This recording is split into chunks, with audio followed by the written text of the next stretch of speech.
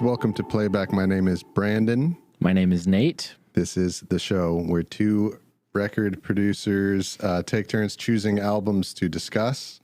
And this week, there's actually not two, there's three record producers here. We have a lovely, lovely guest. Oh my God, am I your first guest? No. Oh, okay. But you are the first. No, actually, you're the second. No, you're the third guest. You're the fourth guest that is a record producer, actually. Okay. Yeah, we always have record producers. Room got real That's crowded crazy. real fast. Yeah, 10 seconds ago, I thought you were the first one of our guests who was a record producer, but I just sequentially remembered that all of our guests have been record producers. Yeah. Okay. Well, this one is special for the fourth time. Am I forgetting anyone? You're the fourth guest, I think, in the history of our show. Anyway. It is one of my dearest friends, head honcho with the ladies, furry buddy, old friend, my pal, Kyle Clark. You are the rare person where I can be like, hello, old friend. Exactly. So Kyle is a stand-up comedian, cartoonist, musician, record producer. This is so exciting because this is all the stuff I usually have to hide. Like I have all those other titles so that they don't see the P word in the back there. Because he's going to talk about preamps and we're all going to leave. Oh yeah, no, this is a space where you can lean into that nerdness. Every time I hang with you boys, it is sort of like discovering. I'm like, oh, there are other animals like this. Yeah. Kyle, our friendship goes all the way back to the dorms at Cal State Long Beach. I remember very distinctly because I met you and your roommate, and there was a brief period of time where I wanted nothing more than to be friends with your friend group. I had been kind of miserable in the dorms looking for weird people and then found them. And then in maybe one of the still greatest friendship moments of my life, we were standing outside of the dorm smoking cigarettes, and you looked up from like being down and said, "Do you like reggae?" And I said, well, like Lee Perry and like the weird stuff. Like I like Bob Marley, but I'd probably go deep. And there was like a pause, and you said, and I will never forget it, did someone tell you to say that? That's awesome. And that will always sort of in my heart be like one of the purest like music friendship moments. Was just truly like spouting the things I'm normally punished for, instead of having got like, are you a cop? Because you just said the secret password. That's right.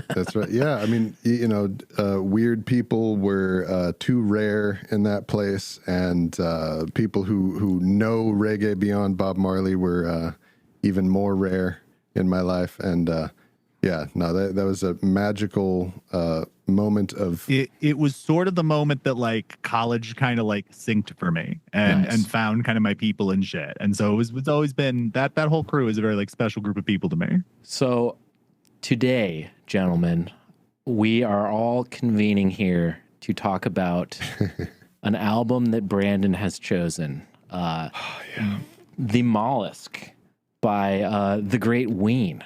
Yes. Brandon, I'm very curious to hear why you picked The Mollusk by Ween, and what is The Mollusk by Ween? Well, Nate, it was just a matter of time before we talk about Ween. Yes. On this show, right? Yes. Like this is, and I don't know, how much of the folks who listen to this show are going to be familiar with Ween, and how many people are going to be like, just hear that name Ween and be like, what the hell is that? What are you how many talking people about? are just familiar with Ween? Are there that many? Exactly. I went a long time. I probably didn't even know that they existed until I was like 25 or 26. Really? Yeah. I got into them post 30s for sure. Like, wait, really? Took me forever. Yeah. I bought the Mollusk when I was like 17. Oh, wow. So my awareness of Ween is weird as shit. And I'll immediately fall back from my, like, I don't listen to spoken things. I grew up a huge Henry Rollins spoken word fan. Oh, nice. As a giant monster person who wanted to be smart, seeing a giant guy with a thick neck who also likes Miles Davis and reads Tolstoy, I was like, oh, this is my god now. This is tell me man how I become that. And he has a real old bootleg spoken word piece about how fucking great Ween are. Yeah, because they like opened for him. Yeah, they had been on this tour for a while, and they're one of his favorite bands. And it's just, I love listening to this guy espouse about a thing I've never heard of. And I was starting to get into like underground music and stuff like that, you know, discovering things like the Butthole Surfers, and Ween is like pretty, you know, when you first enter, those are some exciting sort of like phrases and images that sort of get in there. And I first tried to, on Kazaa, listen to God Ween Satan, and that didn't go well. But then, like a year later, I bought the Mollusk because, and I'll be running through this. One of my favorite songs of all time, like in the top 50, is "Waving My Dick in the Wind" from Ween. Hell yeah. That is like maybe if I die, one of the songs to play at my funeral. Like, it's just the sentiment of it, the tone, the production on it. It is just everything I kind of like in a thing, all kind of pulled in. And so heard that, got that record, and then like the Mollusk was very much my sort of like entry point where I'm like, oh, I get this. And then that led to like 12 Golden Country Greats, that then led to like Chocolate and Cheese, and kind of went through. But this is, and I love how you started with God Ween Satan and then whiplashed to the Mollusk. Yeah, there's big ship. It's similar to, I tried, I believe it was Locust Abortion Technique, which is now an album I really love, but then went over to Electric Larryland for the Butthole Surfers. I think I got into both bands at the same time, and they're so in my mind they're like linked in a way they aren't actually. I know, I see it, I get it. It's a genre I don't know how to describe. Besides, I describe it as never going to be my favorite thing, but I love that it exists more than many of my favorite things. Yes. Yeah. So the Mollusk is, let's see, it's 1, 2, 3, 4, 5, the 6th album of Ween. So we're not often talking about the 6th album of an artist on the show. You know, it's usually, and truth be told, this album isn't even like their breakthrough or their breakout. You know, it's not their most famous. There's another album, Chocolate and Cheese, which I think is pretty much universally regarded as like that's the most famous one, right? Like that's the one that they're known for, right? Yeah. That's their Pulp Fiction or whatever, right? Equally great album. That's the one too. I was going to say. That's the one where you see. I had a coworker who was a big Ween fan, and she had gone as the Chocolate and Cheese cover as the Halloween costume once. Wow, nice. I was like, "That's if you've seen the cover, cool. you know that's dope." Yeah, marry this person. Yeah, yes. One, if she could pull it off, and if she's cool enough to do that, that's marriage material. She was far too cool for me. I was just the weird old guy that shared the other space. But I was like, "Thanks for sharing," because we like weird stuff. I think it was because like we had both liked the boredom, so it was really like, "Oh, we have to be like slightly friends." We like too much caustic shit and frowning for us to not be vaguely friendly. Yeah.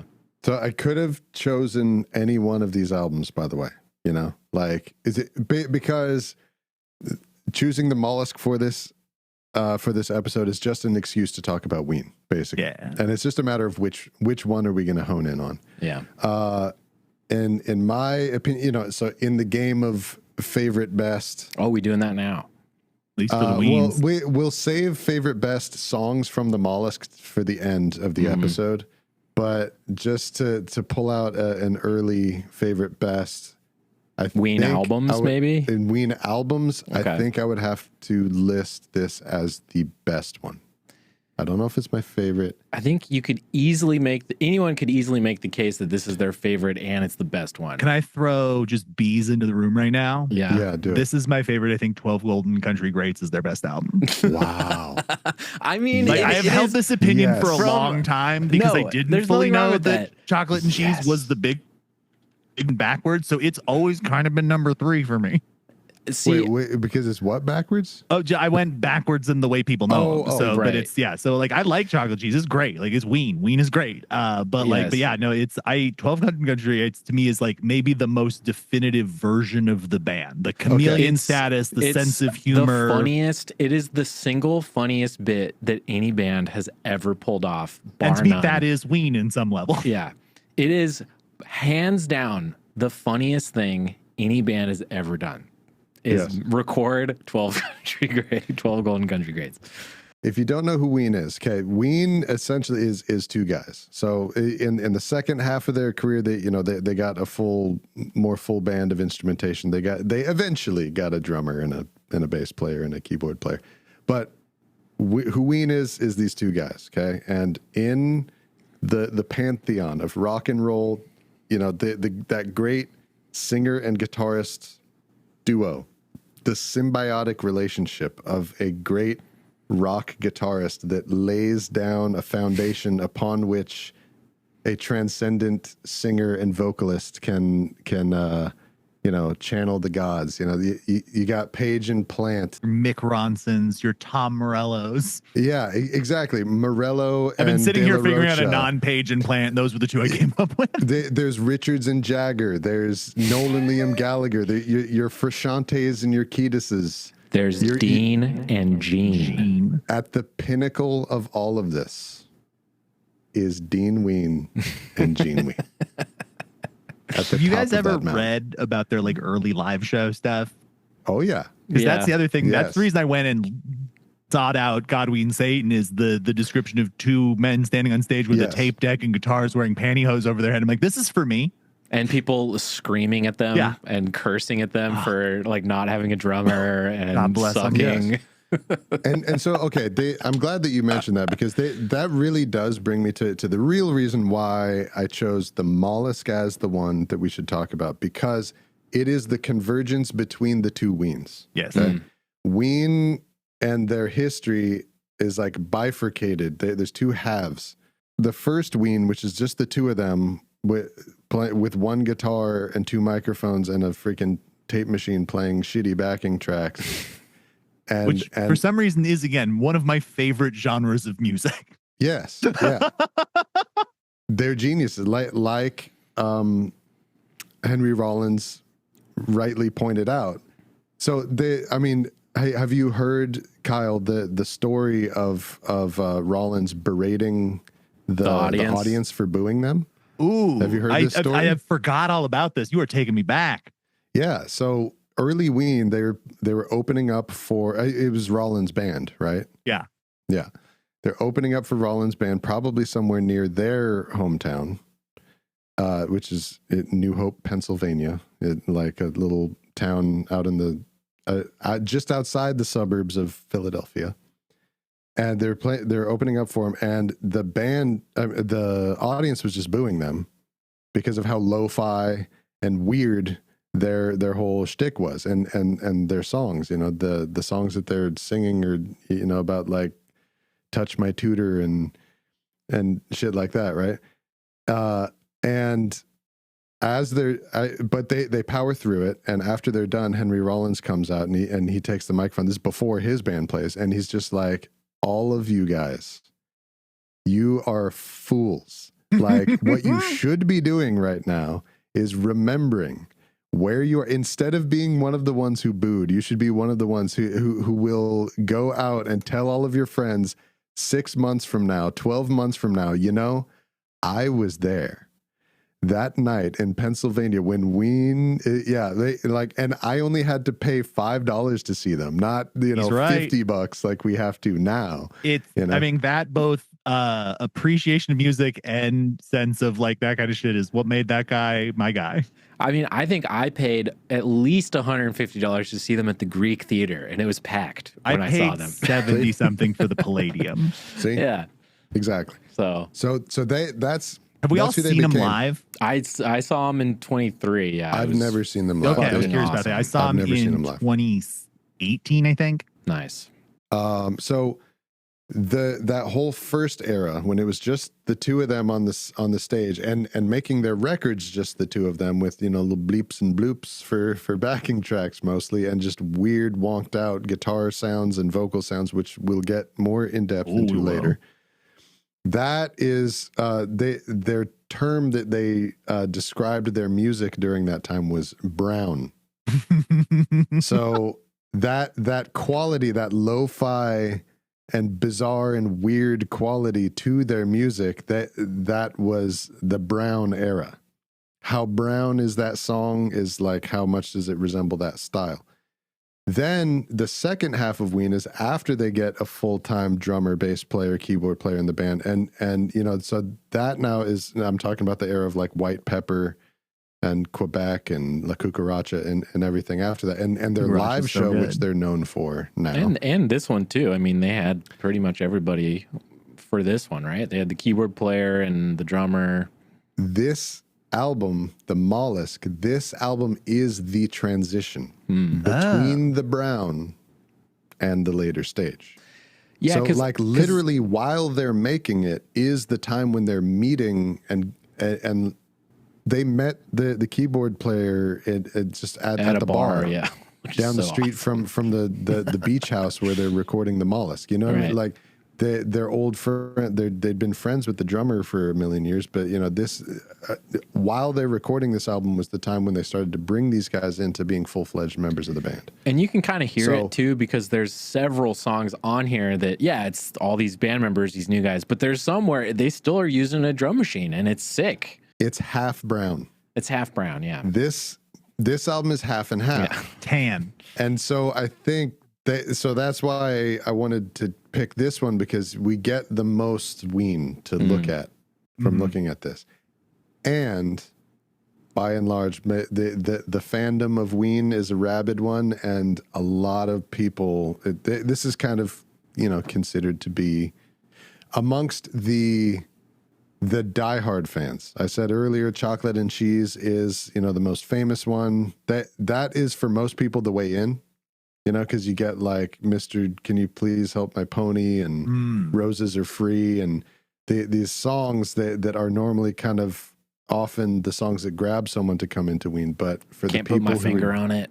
Can't put my finger on it. That's the other thing. Voodoo Lady. Yeah. Before in between God, Ween, Satan and getting into the Mollusk, I had listened to because I was a dangerous time, some Fish bootlegs, and they do those Halloween sets, and they did a Ween set that I will say, like, that version of Roses Are Free is incredible. Oh, wow.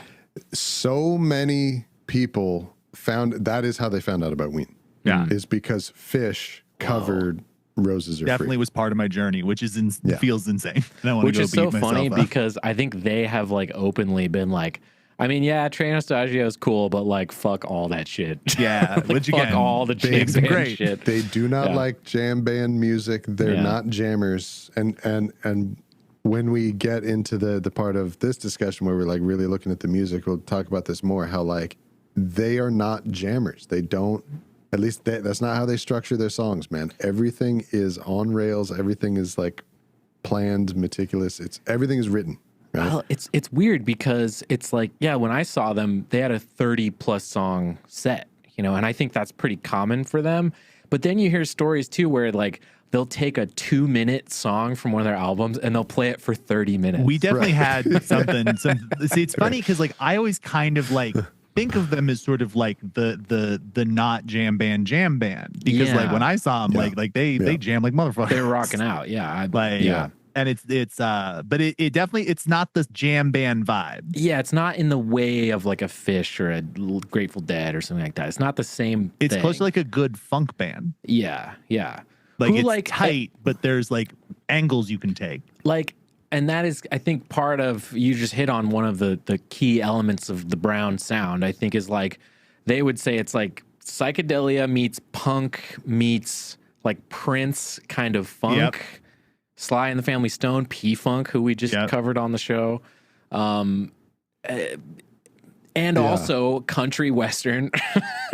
and the death weird metal sheen of Americana that I feel like a lot of 80s and 90s rock kind of like can't escape to a certain level. Like it's so palpable, especially like by 97. Like, I mean, this is the same year like Walking on the Sun is coming out. Again, I'm a very pro that era of Smash Mouth person, but like you watch that video and you remember that like everything just looked like Nate's shirt for a few years there. Yes, hell yeah. Exactly. So this album came out in 97. To put that to place that in your mind, what else came out? So that's Walking on the Sun. I Just Want to Fly.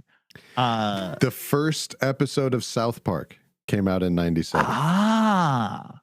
Okay. The movie Starship Troopers came out. One of my favorites as well. That's where we are. Yeah.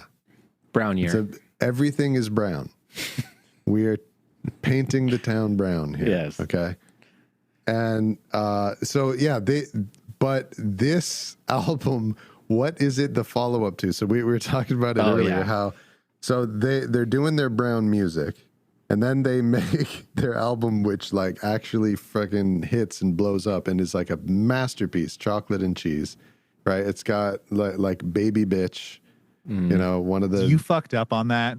No, You Fucked Up is on, I think that's on Godwin Satan. Oh, I'm not okay. sure. By the way, I just want to throw it back to possibly the greatest album title Hard agree. of all time. God, Ween, Satan, the Oneness. I was drawn to it for a reason. These, I sometimes talk about things where it's like the overwhelming feeling that I feel in my bones and my tendons is like jealousy. Like, I wish I came up with that. I wish I made that. I feel that sometimes. And that title is like, dude. It's so good. All of them are great. Pure Guava, fucking The Pod. What is that one called? The Pod, I think. The Pod. Yeah. And like their best album title, I'm sorry though, is 12 Golden Country Greats. Yeah. Okay. So after their breakout fucking thing, they've finally proved to the world that the brown sound is viable. Mm-hmm. What do they do next? What do they follow it up with next? They learn from a friend, like, hey, did you know that like all of these legendary, great, like country musicians who have grandchildren and Grammys, like you can just hire them. They'll play for anybody. All you have to do is just go there. You just need money. Give them your music and give them $600 and they'll just play for you. Mm-hmm. Really? That's interesting. So they make a fucking record like that. They just hire these real session players. Dean Ween, who is the guitar player, he only plays guitar on one song. Maybe two. I think about I read this two. Though. What we are describing is how like 75% of music in the 60s was made. Yeah, and that's what it sounds like. It sounds like a Willie Nelson album. Like, okay, if we're bearing the lead here, their follow-up to Chocolate and Cheese is an album called 12 Country Greats, where it's 10 of the greatest, most perfectly executed like 60s, 70s, like outlaw country style country songs. That I guess what they did is they wrote 12 songs or 13 songs. They demoed them. The session musicians learned them like perfectly. And they spent like 3 days in the studio with these sessions, this whole 12 of these like the greatest country Nashville session musicians of all time. And I think they Elvis and like guys who played for Elvis and everybody, Johnny Cash, everybody you can imagine. And they just knock out all these Ween songs in like 2 or 3 days on like first, second takes, like every single one. And the lyrics are so fucking stupid. They're the stupidest, dumbest, funniest, it's so cleverest. Funny. Yeah, they go really over the top into like how misogynistic and how like racist some of their songs are. Yes. Because it's so misogynistic that like it kind of comes fully back around and it's like obviously like a joke. Again, it's that 90s Americana mirror. Yeah. In the 90s, that was just funny. Yeah. Yeah. And it's also just like, I mean this genuinely. This is why I really don't think, Kyle, it's weird for you to say this is your favorite one or whichever. I said it's the best. Not my favorite, but I think it's the best. I don't blame you for saying that because it is genuinely like one of the best country albums I've ever heard. Like it just is. Yeah. They are such a conceptual band on some level. And because it's that core of like songwriting, to me, it's like the levels of sort of like metatextual nature to it is what makes it sort of fun because again it's the exodus of the brown sound and you're doing so by literally going from hyper lo-fi to the most like impressive musicianship you could possibly get for $600. And so I think like it is this sort of like demarcation point between the two where it is truly like just a like feels like they one day were like, I guess we could do this too. And then it just kind of kept going. Yeah. And you're right the 12 Golden Country Greats is the first released true departure from the brown sound. But they had already recorded, I believe, more than half of the Mollusk by the time that they did that. Right. So they had the concept and they started working on the Mollusk, and then quickly did 12 Golden Country Greats because of essentially how little effort and time it took to make. Because of I wonder if that's what gives the Mollusk the ability to be a little more out there and like experimental. Mm-hmm.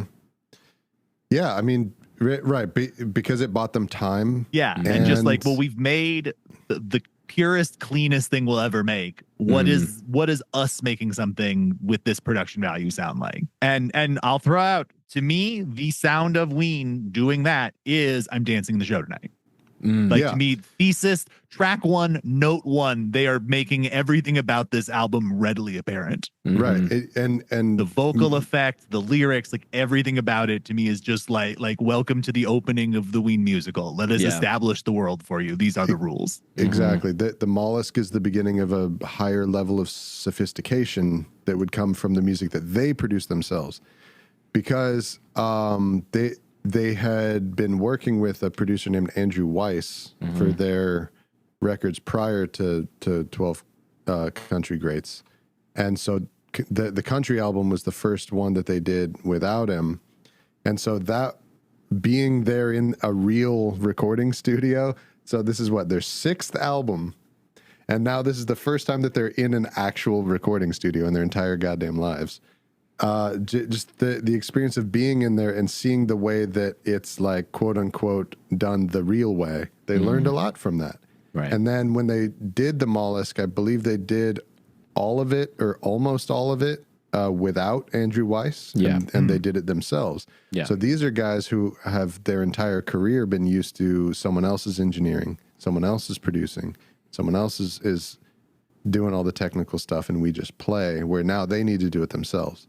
So they did a lot of it. Either need that experience or they greatly, it came just like at the perfect time for them. Like, I wonder what the Mollusk would have sounded like if it was just like two musicians who had never done it. But, just in there. It almost can't exist in that form. Right. Can I throw out some to you guys? Because this is a real, I'm going to do my first record producer moment here. Okay, let's do it. Do you remember the moment for you when you jumped from musician to engineer? I guess what I more mean is that eureka moment where you think of like, and I'll say from guitar because that's what I played, but from going from thinking of a song as a thing I'm doing on guitar to a thing that is like existing in a DAW. I do. And how much that changed just like how I even like looked at music composition. Changed everything. It changed the way that I look at the world. Yeah. Everything. Totally, dude. And and so I it's fun for me sometimes when you hear records like this where it is somebody who is having that moment. It's again, it's that Beatles moment. It goes from like we are a band to like the studio is an instrument. Yeah, that's what you're right. That is what this is too. Like, I'm glad you're here, Kyle, saying shit like that. I try to earn my good keep. podcasting right there. No, and you're right, man. Because like. So for me, it was when I was like probably 14 or 15, and I only got Cakewalk on my computer, right? And it's probably like around 2000. Hell yeah. 99, You're 2000, mixing something like techno that. music with the towers fall. Yeah, man. Dude, me and my, literally, that's what I was doing that morning. No, I was playing a video game that morning. Oh, man. Never mind. But we pre-ordered Reason 1.0. Oh, shit. Yeah, man. Wow. You remember Nigel? Me and Nigel were in a we're in like a techno duo. We were in our version of Ween when we were like you were 12, our 13 years old. tours of a level that we can't truly express to the world. Yeah. I remember we were reading about Reason it was about to come out. What a weird ass program in retrospect. In Future Still Music weird. magazine. People who still use Reason, I'm a little freaked out by. I'm like, how deep into the infrastructure are you? Like, how much have you sunk into plugins? It is way different than it was. Okay, in the I've early probably days. not done it, like messed with it since like 2010, maybe. You know what's funny? You bringing that up. Some of the drum like programming on the Mollusk, it reminds me of like Reason-esque Interesting. drum programming actually. It kind of has that. Because it's very like machiney. Yeah, especially like on Johnny on the Spot or something. Yeah. It sounds like Reason drums. Oh, absolutely. Oh, it so is. It does. It sounds just like it. Maybe that's what it is. It could be. Yeah. Well, let's see. When did Reason? I don't think Reason came out in '97. Yeah, they probably had an actual cool drum machine. Reason probably came out. Well, if you think about it, though, Reason is just built off of hardware sequencers. It's like it was before they realized you could do anything with it, and so I think like that makes sense that it is emulating hardware sound because like that's still kind of novel in 2001 on software. Totally. Yeah. Exactly. Yeah. Exactly. It was putting things that a lot of people had as pieces of hardware. Now you just have it all in one place on your computer. Because like, when you look at 1.0 Reason, it's a fucking rack, which is still like so cute to me. Yeah. Yeah. So they learned from being in a real Nashville studio, and also too, I think you mentioned something earlier too, Kyle, which was that like the transcendentness of their songs really started to come out on the country album too. Yeah. Because seriously, dude, it has like the two songs in particular, "Help Me Scrape the Mucus Off My Brain." Yeah. So good. You know, just like a plea to your partner, like, look, I am a piece of shit. Please help me with this hangover. Please, like, I need you to just love me right now. Please help me. You know, in this small moment of life. It's so fucking poignant. It's such like if you've lived it, you know it. And which is so country too, by the way. Yeah. Like country music is all about just capturing those small moments around a kitchen table. It's not a parody album, which I think is a very important thing for people to know. Right. No, yeah, it's true. And the song "You Were the Fool," which I can't even decipher from the lyrics what specifically is it about, but it's something that Gene Ween in his songwriting would do many, many, many, many more times in their career, which is like, even without being able to tell what does this mean specifically, the aesthetic it communicates, it comes across. The emotion gets through without the understanding of knowing what you mean by this sequence of English words. You know what I mean? And like, for such a dumb album, for such a like let's just do the fucking stupidest thing that we can think of doing because it's funny. Because no one would do that. Because it would be a ridiculous thing to do. Let's just do that. Like there's like tear-jerking songs. It's not even that on that album. It's not even just that they did it, it's how well it's executed. Yeah. It's so good. Like, it's so good. So I had always heard the story years ago that when they first went to Nashville and shopped the songs around to different session players, some of them and some of the more like prominent guys turned the job down because they didn't like how blue profane it was. Yeah, how blue it was. Some of it was too blue. Yeah. I'll play brown, but I'll play brown all day, but once you go blue, I'm out of here, mister. Yeah. But even that's fun because you're getting rid of all the people who give a fuck. So you are systematically creating a series of studio musicians who give less of a fuck and are gonna be fun and just go for it. That's true. And they still were like country music Hall of Famers, like all of them. Like, but I recently heard, just in my research for this episode, that some of the guys who did say yes to play on it, who are also legends in their own right, that for some of them, the reason why they enjoyed playing this music and why they wanted to do this was because of how different it was from this newfangled, you know, this was the early days of the big corporate pop country machine emerging in Nashville, right? The Garth Brooks sound. Exactly. The new, in my opinion, crappy version of country music was beginning to emerge, and the fact that these songs were that OG throwback, the throwback stuff, they were like, dude, let me at it. Let's do this.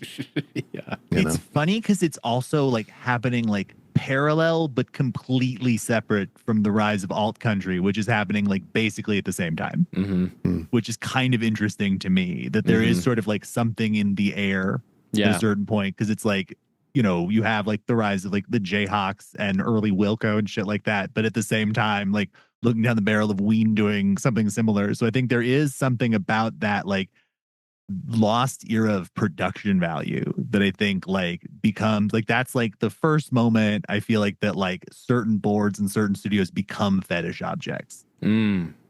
Probably, actually. Like, can you imagine just, I was gonna say, the guys from Ween watching these fucking Nashville engineers just like cutting tape and working a board, like guys who are just the best at doing this in the world. Like, that's got to be some of the inspiring shit, is just watching like truly the most skilled craftsmen in the world like do the thing you do.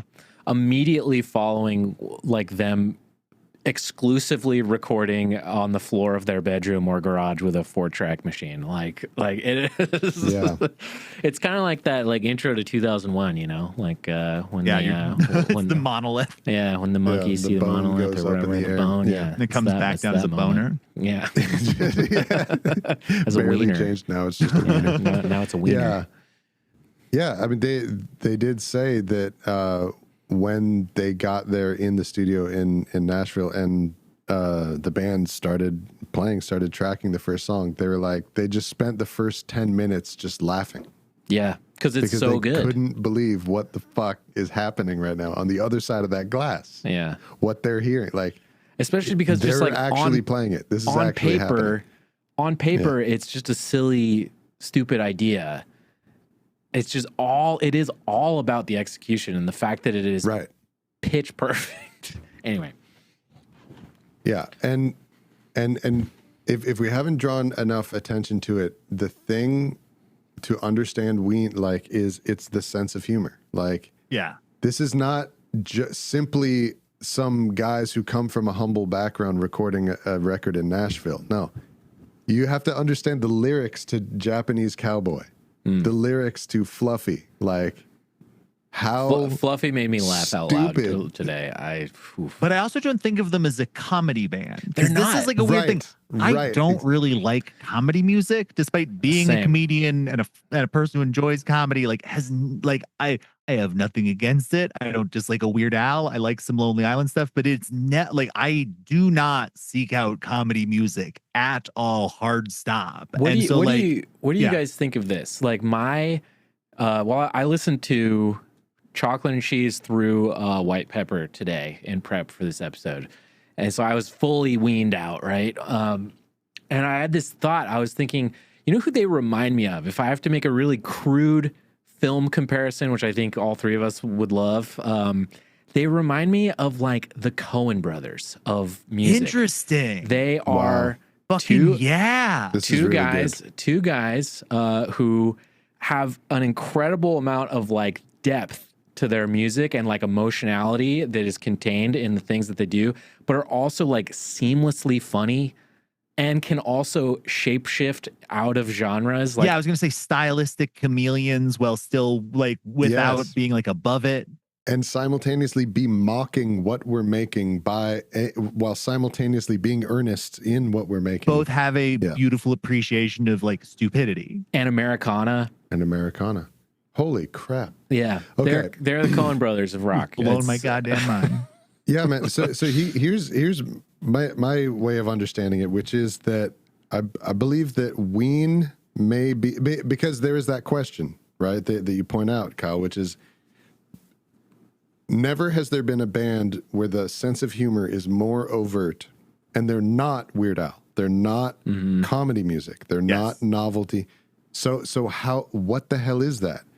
I believe that Ween is like, you could put them up as being like the true encapsulation of Generation X. Interesting. Which is the through line of the whole ethos of Generation X is the word whatever. You know what I mean? Like, it's... Oh, don't make me start respecting Gen Xers again. It's something that teases you for expecting them to be real. Like, if you expected them to be real musicians and actually sing songs from their heart, they make fun of you for expecting that they would do that. Like, you're lame because, just because I have a guitar and a microphone and I'm on a stage, you think I'm going to actually like try hard? and play real music. They do try hard. It's just not in like, it's kind of like Frank Zappa. But then they proceed to absolutely be real and actually express themselves in the process of mocking that you would expect them to do that.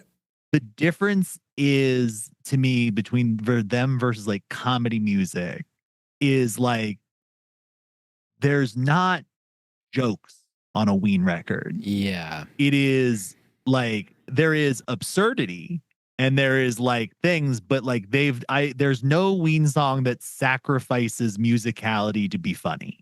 And I think like comedy music sacrifices musicality for humor. Even stuff like Weird Al that I love, like the musicianship is always going to take a back seat to like making sure the jokes are clear. And I don't know that Ween is entirely interested in you getting why it's funny. They either need you to get in or get out. Yeah, Weird Al, by contrast, it's like there are literally setups and punchlines and payoffs in the lyrics, right? You're right. But Ween, the punchline is the execution of an amazing country album, right? It's like the joke is that it exists, right? Like, yeah. I feel that their comedic style, it is the style of the stupid, you know, like, and there's, it's a lot like right now the world is being taken over by Tim Robinson, right? The whole I think you should leave style of comedy, which is I am a huge fan of, by the way. But it's like the joke so often is that this is what the joke is. Yes. The joke is I cannot believe that somebody actually took the time to get the cameras out, to pay the actors, to get the director, to get, you know what I mean? To like, people actually spent real time and this is what they're fucking making. What the fuck? One of my favorite pitches on any show I've worked that has had a budget and is run by a multinational corporation. One of my favorite kinds of joke pitch is what I refer to as an expensive joke. And it's either lots of setup or requiring like a crazy music clearance or like a bunch of destruction of property or something like that. But like, my feeling is always it's funny. It's the thing I picked up from David Letterman. Not personally, but just as an entity. But like that, like, you know, he would do the things where it's like, let's waste NBC's money or, you know, like these kinds of things. And it's like, there is something to me that is so profoundly like inspired and fun because like we worship money. And so the idea of having somebody be able to like make a thing that is just like openly has disdain for the idea of capital is to me like it is funny because like funny. That is America's version of funny because it's like silly person, you can't think like that, you'll die. Right. And I think like that's what I've always enjoyed about sort of like out there groups is that there is this level of like, no, we are aware and we have chosen to do this and there's sort of a reason for it. And it's either to be wildly obnoxious or brilliant artists or both.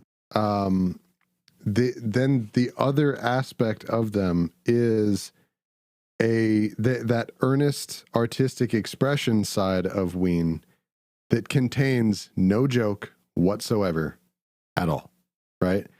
I mean, so they have so many like legit beautiful songs. I mean, like on White Pepper, the song "Stay Forever," "She's Your Baby." You Were the Fool on Country Greats is a fucking beautiful song. Zoloft is great, yeah. But even that one is kind of jokey, right? It's like, but it has a sense of humor. You don't need to listen to the lyrics of Zoloft and you can have a good time. Like you can vibe to that song. I'm saying that there's songs that they're like on the Mollusk, like It's Gonna Be All Right. Yeah. Gonna be all right, baby. Buckingham Green, I think, is such a beautiful song. You're talking about like their earnest, like heartfelt songs, like Bananas and Blow, like stuff like that. God damn it. Yeah,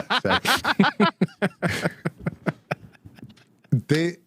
I just mean that's the Gen X-ness of it. That sure. Both of these things exist at the same time, and not even that they're two things, that they are one thing. There are two wolves inside of you, and they're both Janine Garofalo. Right. Gen X those were the people, and they still are because they're still alive. The people who these two things for all the rest of us, these are like at opposite ends of a spectrum that we, like if we're healthy people, we're going to be able to appreciate both of them. But for them, they're one thing. Yeah, like you can care and try as long as you don't bring any attention to it. Like if you start paying attention to me caring and trying, then you're fucking lame, and it's lame, and it makes me feel lame that you're paying attention to that. But like if it just happens, like that's fine. Like enjoy it, but don't like fucking don't draw attention to it. All this fucking don't draw it out, and like I'm not gonna perform for you. I'm not a monkey, like exactly. Just let me do it, It's like Cobain is like a great example of that. I mean, he's like the ultimate Gen Xer, right? It's like he conversely, wanted to just be like an indie rocker forever, but like also, spent his entire life, writing some of the greatest songs ever written, so it's like you can't really have it both ways, but that was the two wolves, right? Gen X is fixated around a concept that I feel has like kind of disappeared a lot within the past 25 years or so, which is a concept called the man. No, it's cool to sell out now. Right. It's cool to sell out. You're supposed to sell out. In the early 90s, you're watching the failure of Reaganomics finally. But the problem is that we've already made so much money by that point. Like I am a little obsessed with the 90s because it is this weird combination of like brutal cynicism and the most money our country has ever had. And it's such an interesting juxtaposition when you look back at so much of it, is that there's so much like, everybody is just comfortable enough to have conversations that you can't when you're living on a knife's edge, but you also sort of lose context for why those conversations happen. And I think like when you grunge, I have you guys seen the movie Hype? No. Mm-mm. It came out in 94. It's a documentary about the Seattle explosion of grunge. I think it's one of my favorite documentaries ever. And I'm also obsessed with it because you can basically put all of the like grunge narrative onto the second comedy boom. And it's kind of a near perfect like thing where it is grassroots cool thing, gain some attention. The really thirsty people who are good at business really take it to another level. It all burns out. Most of the people who started it get nothing. And then it's just sort of poorly emulated for a decade after that. And it's been such an interesting thing is like, there's a lot of stand-up comedy Sugar Rays. And I say this as a person who does not hate Sugar Ray, but like the line from Kurt Cobain to Sugar Ray exists. And there is definitely an alt comedian line from Kurt Cobain to Sugar Ray. So then, I feel like we've done a whole episode on 12 Country Golden Greats. So I'm dying to talk Mollusk at this point. Thank you for course correcting us, Kyle. Just because like all this has done is hype me up for Ween, so now I want to talk about my favorite Ween album.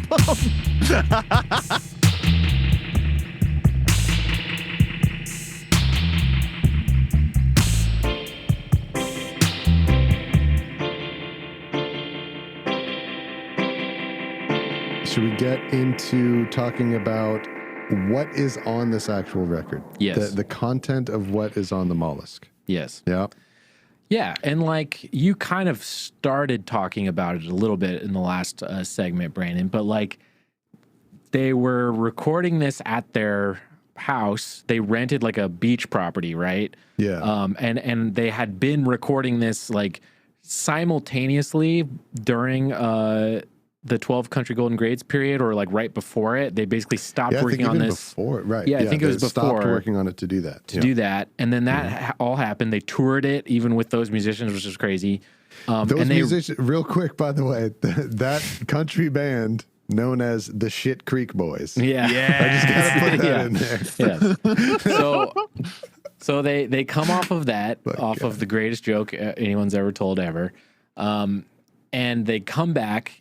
And they're recording this at it's like a beach house in New Jersey. And I think all the various sea shanty kind of inspirations are starting to filter in through them living that close to the ocean and like, patronizing all the bars in the area. And I think there was like a book of like old English, like sea shanty songs laying around that they actually kind of pulled from and injected into some of these songs. Cold Blows the Wind is one of those songs. It's like an old traditional song. Yeah. And then literally it was one of my favorite, well, it's awful for them, but I mean, it's like one of my favorite kind of little details about an album like this is they're in the midst of making an album that is like completely influenced by the sea and the ocean and all this kind of stuff. And while they're gone, a pipe bursts in their house and it floods their entire house and they lose all their equipment. And so it's like the album and everything they were using to make it was literally submerged in water at a certain point. It almost got drenched. Well, the equipment was lost, but just by chance, they left the master tape sitting on the table. And the table was above the water. Above the water line. So the master tapes were not lost to the flood. I guess because it was like in the winter, and like they said that it was because it's a really funny reason. They said it was because like all the recording equipment, and I can attest to this. Like I'm in a room full of a bunch of recording gear. It gets hot as fucking shit in here. It'll raise the temperature of the room you're in like significantly, so it kept like the whole basement like warm through a long part. And then they left for a certain period, and then they turned all the equipment off, and the pipes froze, pipes burst, and then they came back a month or two later, and the whole house was completely flooded, and they lost all their gear. Is this a testament to how prolific these guys are and how hardworking they are? Is when they're in a space, when they're in a period of time of recording, they do it like every day and all day. And to that point where they didn't realize how cold the interior of their rental house got because their equipment was always on being used and keeping the place hot, you know? Yeah. But yeah, so you have, let's see. I just thought of this because like them losing all their gear like this is very similar. I don't know if either of you are Sonic Youth people, but there's like a real definitive line in like Sonic Youth's back catalog because they, all their songs are on these weird tuned guitars and like, have sort of stuff done to them and stuff like that. And at some point they were touring and all of their guitars were stolen.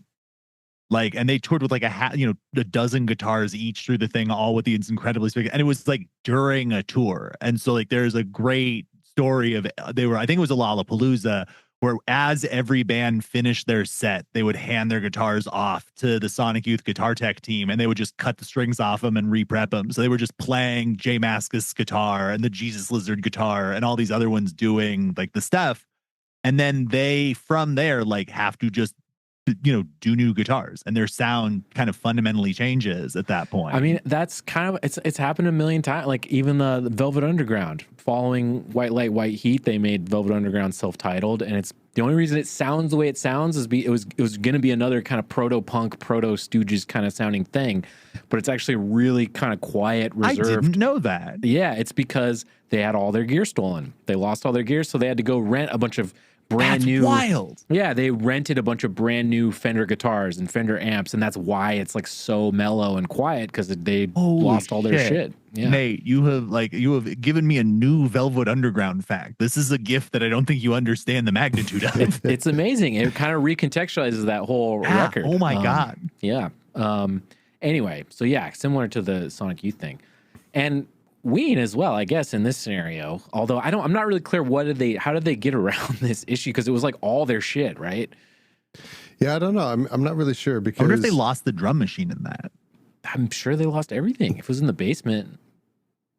Yeah, I don't know because I mean, at this point in time, they had the record deal and they had funding basically, and possibly insurance as well. Yeah, and possibly insurance. God bless all three of us for going, how would they do that? Like, and not remembering that insurance for property exists. And financial backers, because they speaking of the differences between Generation X and right now,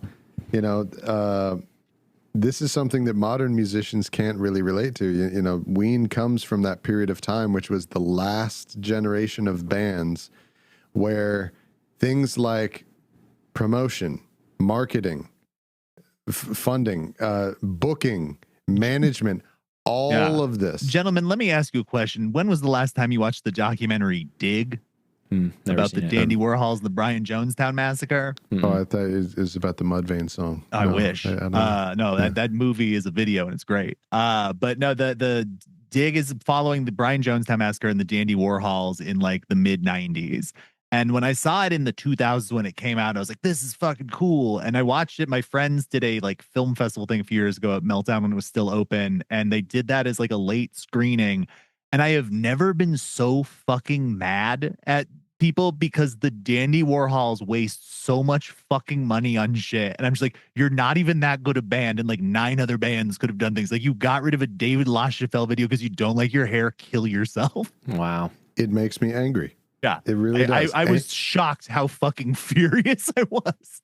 Anybody who can hear my voice, who's been in a band in the last 20 years, will know what I'm talking about when I say marketing, promotion, booking, tour support. Tour support. And you'll intimately know what I'm talking about because these are things that you do for yourself. Right. Yes. Okay. Ween did not have to do that. Okay. They are from this last generation of bands that for decades and decades and decades before them, where that is handled by a label. So, to answer your question, is my understanding that's what happened. That is the way in which they were able to continue recording this album. You know where they recorded the other half at? So, okay. Same place. This is an amazing, we should talk about the studios they recorded in. Ooh. If you go on their Wikipedia page and you see on their Wikipedia page, it says studio and then it says various and you can click the button that says show. So it was recorded at the Flood Zone, Hallgate, New Jersey, which is the house I think we're thinking of that we're talking about. Stony Brook, which sounds like maybe the house they moved into after. The Zion House of Flesh, another just place in New Jersey, same town. Beoak Farms in Pennsylvania, and they're from Pennsylvania, so maybe that was somewhere in their hometown area or something. Yeah, they're from the part of Pennsylvania that is their town is literally on the border with New Jersey. Yeah. So they're okay. Yeah. Beoak Farms, which the pod was a farm where they lived. The pod was a house they lived in. It was a house they lived in that was a barn. So it makes me wonder if maybe, I don't know, maybe they went back there or something. Another place called Tough Guy, and then Jeaner's Apartments, and they list like 4 different places. So, I mean, like, it's crazy. Like, it sounds so good for something that Patchwork. I know. Yeah. And yet it sounds like Patchwork. Yeah. Also, because here's one of the things. So I don't know. I think it sounds pretty cohesive. I think it sounds intentional. Yeah. One of the things that you can hear. Let's get technical, y'all. Yeah.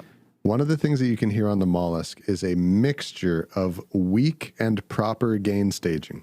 Oh, okay. Hell yes. We're going to talk about gain staging right now. Okay. This project got real.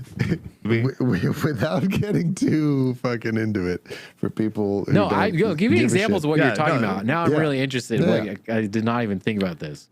Okay, so there are some production hallmarks of Ween, of all their records. Okay, one of which is a lack of reverb. Have you guys ever noticed? Fuck, yeah. That's crazy. I have dry. not thought of that until right now. That's part of the Ween sound. No reverb.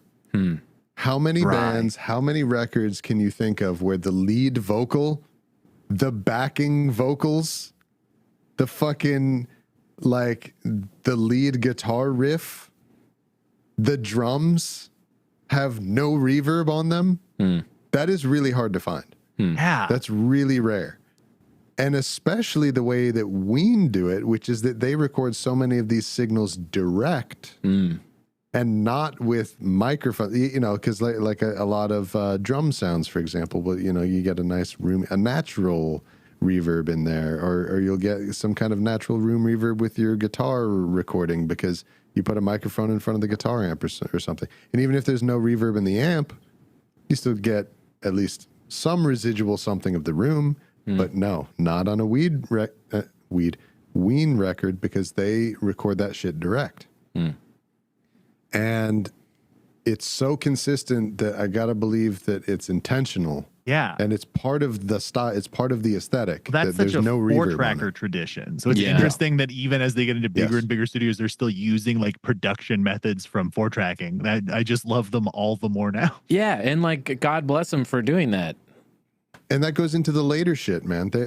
It's like that on Quebec. It's like that on La Cucaracha. They like where they're now, you know, they have all the modern amenities at their disposal, and they don't put reverb on anything, because if you do, it doesn't sound like Ween. So do you guys have any like production things like that where like you kind of like prefer to not do a thing because of your sort of personal approach or style?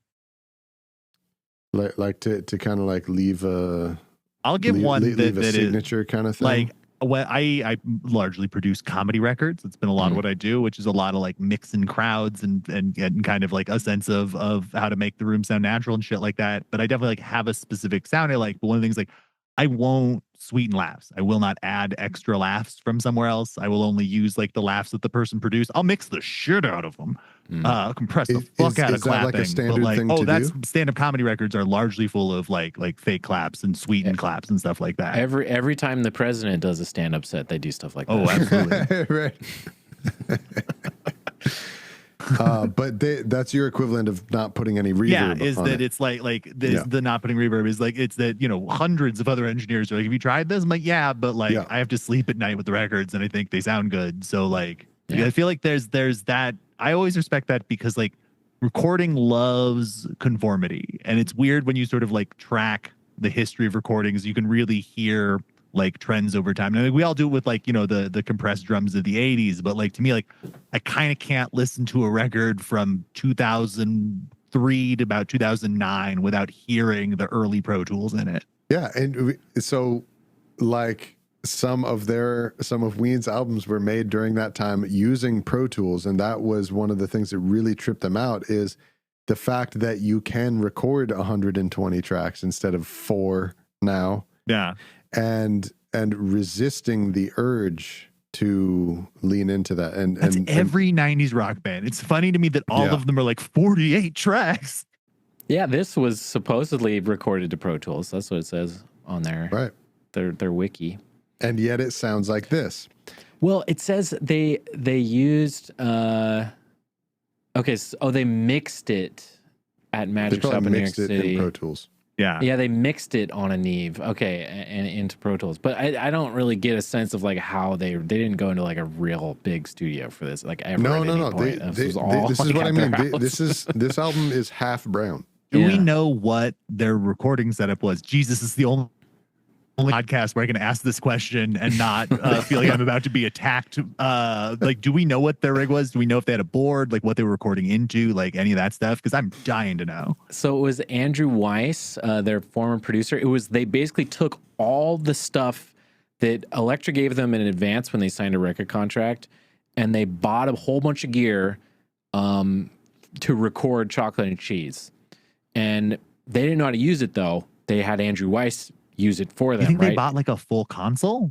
I wish I had looked into like what it was, but they had like cool gear. There are photos out there of the room in which, like the main room in which they recorded at that beach house where they recorded the Mollusk. And so you can see the gear in there. I don't know off the top of my hand what it is. I think that they're working with a 16-track DAT recorder. Ooh, that's right. Yeah, it was a DAT. Please. It was a DAT or like this a DAT. This was recorded thing. on a DAT. Yeah, or at least definitely Chocolate and Cheese was. And if they used the same gear, then I would assume. I want ADATs to become retro cool. Yeah. Because I think a lot of hip hop in the 90s was done on DAT tapes. Yeah, I think the first big record that really proved the DAT tape as a viable format was Alanis Morissette Jagged Little Pill. Ooh, I don't know that I knew that. Yeah, that was recorded direct to a DAT machine. So like with no intermediary gear.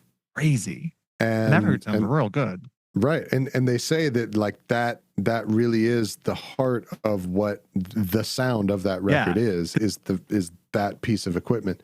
It's like the early Cypress Hill records, I think, are also ADAT. And it's crazy because like both are kind of like rad sounding.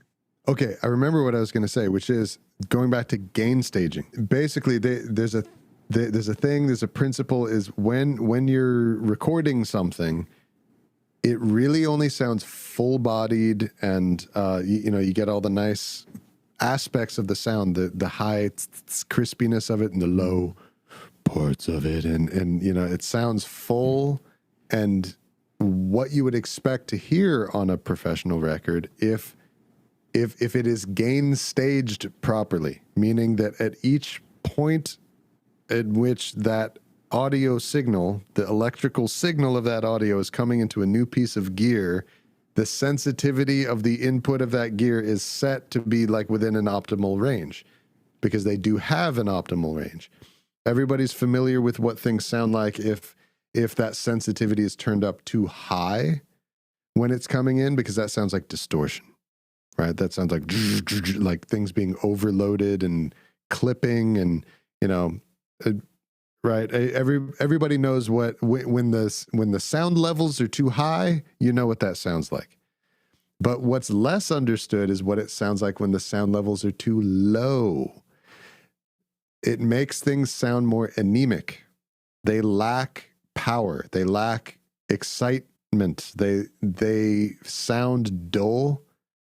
They sound lifeless. They just a lot of early podcasts or like podcasts when they start have this issue before they figure out how to boost their signal. Right. Yeah. Listen to the first episode of any podcast. Yeah. Right. Absolutely. What I'm calling weak gain staging. Okay.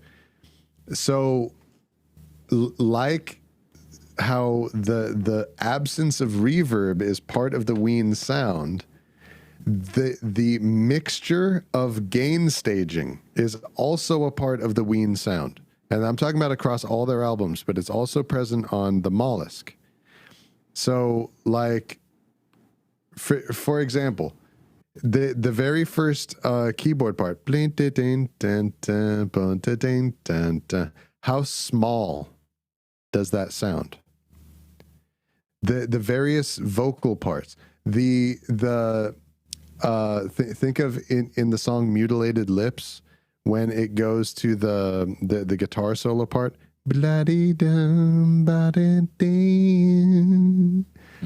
okay, various sounds throughout the record are ever so slightly lo-fi sounding. They're ever so slightly homemade sounding. They're ever so slightly, they don't sound like a Chicago record. They don't sound like a fucking Michael Jackson, Pink Floyd, fucking Steely Dan, like a professional record. Certain aspects floating around the record sound like they were made in a basement. I mean, in a bedroom is what I meant to say.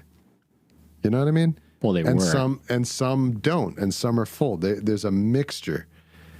And they're often in the same song. And I'm saying that is a mixture of sound sources that were recorded with weak gain staging and sometimes what is called proper gain staging. And I'm putting it in quotes because it might have been intentional in order to get this sound. Now, here's my last point on this. That is what makes the song Ocean Man sound so good. Yes. Is that when you get to the end of the record, Ocean Man drops, and every single sound in that song is properly gain staged. The not a ukulele, the mandolin, right? The mandolin, the guitars, the vocals, everything is full. You can hear it from high frequencies to low frequencies. It's mixed it so intentionally. Because when they mixed it, they had the full scope of the sound there to be able to work with and manipulate and mix and affect and put where they want it. And that you can see the difference of what gain staging makes when you compare Ocean Man to everything else. It's not just the songwriting. It's not just the chords. It's not just the notes. It's also the comparison between anemic sounds and full-bodied sounds that are that is the only song where it's fully present. And in some ways, it becomes fascinating because that is, in a lot of ways, I would argue, like their biggest song at this point. Yeah, it is. And I mean, and it's funny when they're recording it. They're like, I can't wait for a sponge to make us an absurd amount of money when we're in our 50s. Dude, we've gone this far without even mentioning the Mollusk inspired SpongeBob SquarePants. The direct inspiration for SpongeBob SquarePants. Yeah, dude was a fucking Ween fan. I came to SpongeBob very late, and as I've started doing my talking animal cartoons and comics, like I've kind of gained an aggressive appreciation for SpongeBob and just how fucking cool it is. And every time you find a new fact, it's like even more rad. I'm like, oh man, this show was legitimately made by like cool people making a cool thing. Yeah, it was actually great. I think all the various ways they that this band like kind of crossed paths with great animated television is like kind of amazing. Like they were on Beavis and Butthead, and I kind of associate their first half of their existence like with Beavis and Butthead. That's like a very Beavis and Butthead. That's a very Brown show. Yeah, it is. So Brown. And then you get to the second half of their life, and it is South Park and SpongeBob, which is really funny. But right, the other like technical thing that you notice a lot on this record, the gain staging thing, I literally would have to go back with like listening with that in mind. Check it out, man. Roll it back. I have to, and I have to now. Check out all these just like weak gain settings that are on these little guitar parts here and there, and the vocals too. You know, like the vocals on "I'll Be Your Johnny on the Spot." Mm-hmm.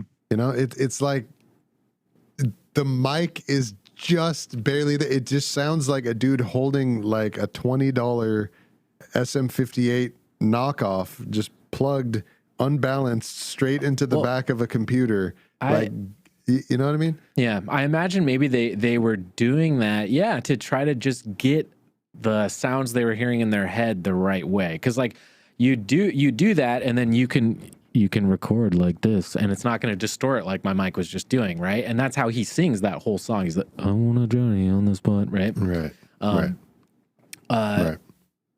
One of the other things that they do on this record, in like there's like a really cool technical thing, and it's a very Ween thing that I think they got from their tape days, their tape cassette days, is all the speed recording that comes up on this record. Is so cool. That is probably my single favorite technical thing they do on this album, is all the ways they master speed recording. And so like, okay, so we should explain what that is. So if you were to record, let's say you record your track, right?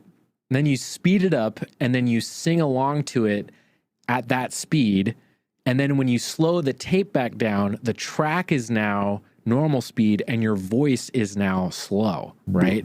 But your voice is slow-mo, but it's singing in time with the music, right? Is that how Dancing in the Show Tonight works? That's how Dancing in the Show Tonight works. I thought it was like a weird flanger, and like now you've kind of been like, oh, that's what it is. Okay. It's like all over, and they're doing it in both directions, it's right? The mixing of three voices. Yeah. So on Dancing in the Show, they'll do some of the voices are the track is sped up, and then when you slow the track back down, it's now a slow-mo voice. And they do it the opposite direction on the same song, where they'll slow the track down and then the sing third along. one is an actual child. Yeah, the third one was just a kid. So they're mixing between a slowed and a sped and a child. What a thesis statement that track is. And then the track also kind of just has this really warbly like it's the track itself kind of sounds like it's like speeding up and slowing down. And this is how you get that sound. This is something that Ween has been doing since they began recording. This is one of the most one of the first things that you notice about their sound is signature Brown. It's the signature part of the Brown sound, which is the pitch shifting of the voices and the guitars. They do it with the guitars also. And so, so you record the music normal. Then now it's like, okay, now I'm going to record the lead vocal. Here I go. Except I'm not just going to press record on my normal music. I'm going to press record when it's playing twice as slow. And so the music is purring like this. And I just sing normally. Yeah, and I'm waving my dick in the wind. And then, now I'm done with that take, speed it back to normal speed. So the music sounds normal. Speed everything back up. Everything, including what I just recorded. So now the music goes back to sounding normal. But my voice sounds like da, da, da, da, da, da. And it's like you said, Nate, it's perfectly in rhythm and it's perfectly in pitch because I sang along to the slowed down version. Yeah, it's and you rad. can do it vice versa. Yeah, and yeah, and they do it all over the place. Like in some of their older music, like it feels like what it is, which is kind of gimmicky, but it's okay because it's awesome, you know, and it always is fun, but like it feels a little gimmicky on their older stuff. But in this, it is like they're really doing it in like a really artistic, they get tasteful with it, really tasteful, artistic way. Yeah. They famously sort of talk about how this is sort of the most kind of proud, like the best execution they've had of an album. And I do sort of wonder, like exactly what we're saying, if this is the time where it's like, oh, we finally made the sound. Like we've been chasing this thing, we've tried all these experiments, and now we are in a situation where the sound in our brain is actually what is being heard. I think so. I really think so, because like I just having a 4-track cassette recorder, it's like you can only do so much with that, and they did a lot, but like given where they were in their career and what they had access to at this point, yeah, I mean, and I think it's just self-evident when you listen to the album. It's so much more like expansive and like there's so much more like depth to it than their older stuff. This is the beginning of that depth coming out of those beautiful songs that even like the little flute sound in the Mollusk, like immediately that you hear is a sound you've never heard and could not even really hear on a Ween record up till now. Like this sort of beautiful little high note. I love that the stuff I love on this one is that like this album, The Mollusk, is no less a concept album than 12 Country Greats. It is as well executed of a concept as that. It's just less on the nose as that. And yet the concept that they have, which was like blending, do all this genre hopping, but the overall color palette they're going to use is they're going to draw from these nautical themes and sea shanties and stuff like that. And they're always going to kind of come back to that is the color palette they're going to use while they genre hop, right? Which is the thing that they do on every album. And so, yeah, it's like that being the concept being like we're going to stay within the lines of this nautical box that we've drawn for ourselves. It's amazing because it's like, in a lot of ways, it's even more ambitious than 12 Country Greats, and it's an even better execution than 12 Country Greats because it's like they did it, like they came up with it. It is like a Ween thing that they made. It wasn't they just hired people to like do this thing. Like they made it, you know? I don't know if this was like a culmination of something that they had been intending the entire time. I think it's more of a shift of what they were intending. Because like they've said in interviews that their early music, that the Brown stuff, you know, Godwin, Satan and the Pod and Pure Guava and all that stuff, they've said that that was intentionally designed to be obnoxious and lo-fi, and like and even like the people that were putting the music out, they were like, no, it's lo-fi, but it's cool that it's lo-fi. Like that's part of the aesthetic of it. Like. Okay, I see what you mean. So yeah, like this is them mastering the lo-fi production. Yeah, but it sounds hi-fi to me. That's the funny thing, is they're using all these lo-fi production techniques and tools and things that they learned, but it sounds fantastic. This is the passing of the baton from the Brown era to the next era, because the next thing after this is White Pepper, which I love. It's so fucking good. Oh my God. Yeah. Dude, go listen to the song Stay Forever on White Pepper. Let's keep talking about the Mollusk, though. And bring a box of tissues with you. I could say the same thing about Bananas and Blow. Okay, bring some tissues. And a By tarp. the way, check out how much reverb is in Bananas and Blow. It's it's a style parody. It actually makes it it's funnier. a sound-alike thing, and it makes it sound funny. It's an funnier. ingredient of the comedy. There's no fucking reverb. Yeah. Okay. I mean, reverb is a funny sound. Like the inherent emptiness and echo of it. Like there is something inherently kind of like silly about reverb. You know, like you hear drums separate with that reverb or a vocal separate. And you're like, this is goddamn ridiculous without context. Yeah.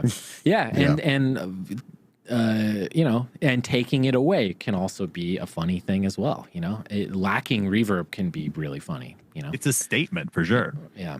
I think it's also interesting too how, because you rightly brought up how this fits in the group of a concept album.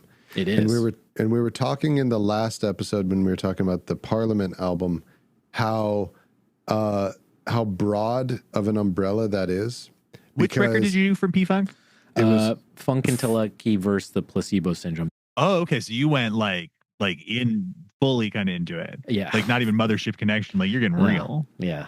Fully into it. We went deep. They're the best. So we were talking in the last episode about how that album, Funkadelic and the Placebo Syndrome, is like hardline concept album because the songs, it's like The Wall. Yeah, it's a narrative. The songs in sequence tell a story with a beginning and introducing a conflict, and then it resolves the conflict, and there's a denouement at the end, which is Flashlight, right? So the Mollusk, though, I believe it's really interesting to me, and I never really noticed until I was actually like, you know, listening to it more critically and thoughtfully than I ever do because we're doing this fucking episode. But it's interesting. I never noticed how loose the theme can be sometimes. Yeah. For example, the song Mutilated Lips. When you picture that song, you think of how it sounds, you think of everything. That's totally within the Mollusk concept, right? Mm-hmm. That's totally a nautically themed song, isn't it? But when I really look at it, I think it's only because it uses the word tentacles and brine. Yeah, it's true. And other than the fact that he says tentacles and brine, there's nothing nautical about that song at all. But it's true. Tentacles are all you need, so you're all good.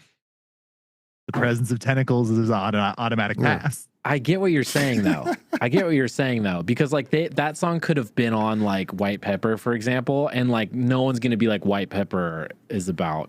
It's the same way Waving My Dick in the Wind could kind of be on Country Grades. Yeah. Like it is a country song, but like to me, it does have that feel because like to me, like that song has always to me like been synonymous with like driving somewhere desolate, like at sunset, heading towards something that you need to get to. Yeah. Yeah, and I think that one was literally left off 12 Country Greats. Like it was like a country tune they were going to put on that, and then they held it over for this or whatever. Exactly. Like that. Let's put the best song on the best record. Yeah. This record isn't good enough for this song. Yeah. But yeah, right, exactly. Then you got like I'll Be Your Johnny on the Spot. What does that have to do with the ocean? Nothing. Yeah. I would say it's got that sort of like teen romance thing with Johnny on the Spot. Like always makes me think of like the Archies at the beach. Interesting. But in true Ween fashion, sort of like how I was talking about the song You Were the Fool, where it's like there is I don't know, Gene Ween is able to like convey a whole emotional like song package that gets delivered to my brain and it bypasses the lyrics. And I don't know how many other songwriters there are that are like that, because these songs, I'll Be Your Johnny on the Spot, It's Gonna Be All Right, for even Waving My Dick in the Wind, Buckingham Green. This is a song from way back in the early days of Ween. They used to perform this live like years and years and years before they even thought about making a nautically themed album. They had this in the bag for years. Did they do it like this? Was it like this, like the way it's presented on the album? Yeah, it's just like a needlessly operatic Right. building, like emotional. Why ask why? Yeah, why ask why? Exactly. No, I just But wonder, it like, did they fits- reconfigure? Like, did they? They got now. I'm dying to hear like an OG version of this because I'm curious how different or similar they would be. Well, I yeah. asked because it's like in the same way that "Waving My Dick in the Wind" was like originally a country tune, and it would have been way different if it was on that record than it is on here, right? I wonder if back in the late '80s when they were doing Buckingham Green, did it sound way different, or was it always? I think like it was this pretty big- much Because I think like it was pretty much Buckingham this, I Green think. is like Interesting. maybe the production apex on this record. Like, is that a hot right. take? The production is nice, but I think the composition of what it is was exactly the same. Okay. Interesting. Because Golden Eel is the production song for me. That song's fucking Ooh, okay, insane. that's Golden Eel, respect yeah. this. Yeah. And also too, I mean, even just look at the opening track normally when you have a concept album, the opening track has got to do some of the legwork of establishing the concept. I think it does. I do too. I'm dancing in the show. What does that have to do with the ocean? Because it's a little show. It's a It's a concept fucking- album. They're it's they're a again. sea They're picking up shanty. the thing. They're about to go do a the ridiculous little curtains thing. are The curtain opening goes for up, the and this is the overture before you get there. It is. It's the Open- overture. And then the mollusk is the first Yes, piece of exactly. okay. I The get same it. way that it ends on Ocean Man, and then there's an after that I think is also sort of like a this is what's playing, as we all clap and they that kind of stuff. Yeah. It isn't. Wow. It No, isn't. you're right. It's, That's the get ready for the show. Yeah. It's Okay. weird because you're right. It doesn't really have anything to do with the ocean, but it sounds like a sea shanty. Yeah, it Like it sonically reads, sets the It tone. reads as like a fucking That folk jaunty song. piano. Jaunty Yeah. sea shanty song.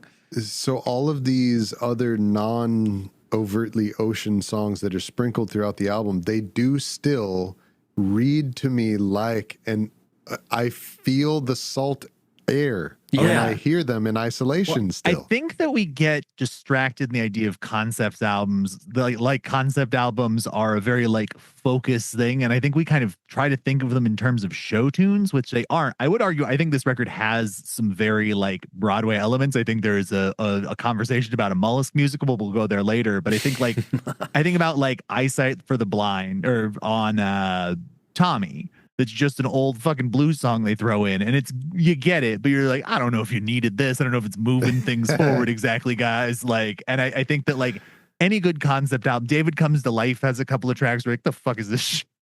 And that's again one of my favorite bands. So it's like I think And even The Wall too, Yeah. which I had thrown out there as kind of like The Apex concept album. the bar for it is the concept album. and yet there are still songs that are like, Yeah. okay, we're just gonna like, this is an interlude. We're just pausing the story. I just want to sing this song because it's cool. Like an album that is so overtly conceptualized, like The Wall, it gets really tiresome. Like it's like The Wall is like, it's a fucking full meal. Yeah, like it's like a full I fucking think the thing. album is way better than the movie. Personally, but Hard yes. agree. It's my like God. a full thing you have to deal with and like consume when you listen to The Wall. An album like this that is like has a loose concept that plays with it. You can actually listen to it like an album, and it Yeah. still reads as a concept. I feel like this album is almost sonically a concept album as much as it is Yes. content wise, which is I think one of the reasons I'm obsessed with it. I think sonically, and I think the amazing album artwork tying together it. The and whole that's being thing done by the same guy who did the Dark Side of the Moon album. Yeah, cover, exactly. Which is crazy. Speaking of Pink Floyd, yeah. And yet it is still so geniusly, there is enough for a legit through line if you do want to look for it, right? Like the mollusk, the polka dot tail is about a whale, Mutilated Lips is about tentacles and brine, Blarney Stone is something that sailors sing, the Golden Eel is about an eel, fucking Cold Blows the Wind is about the fucking ocean wind and shit. The Ocean Man, She Wanted to Leave happens on ships, like it is still there. The majority of the album like fits the concept, so to speak, but even the spots where it strays sonically or otherwise or lyrically from the concept, yeah, it all still reads like Blarney Stone to me is like maybe the hardest one to square at times. And to me, like the fact that it's a bar drinking song. So it's like, you know, everybody's drunk and singing on the boat or whatever, but also like that song. So I think that song sounds so sinister. It might be the scariest sounding Ween song. Talk about, you're right about Gainstaging, like those songs I think that's Dean singing. Those Dean songs where he's like, arr, arr, arr, he's like a drunk pirate guy. Those are like Gainstage overly fucking clipping and distorting, and they're like fucking insane. But you're right, it sounds cool. It's part of the sound. That is part of what gives it the character that like makes that character come alive even.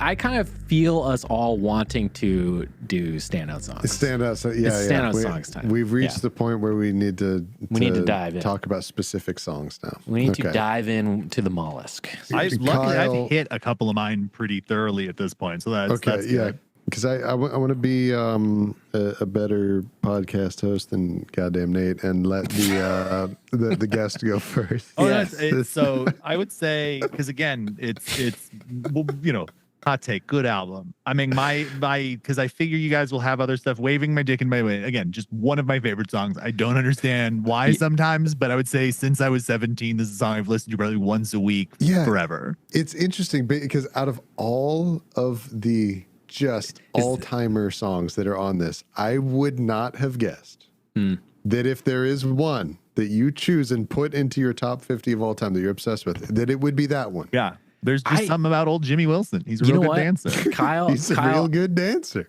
I totally get it.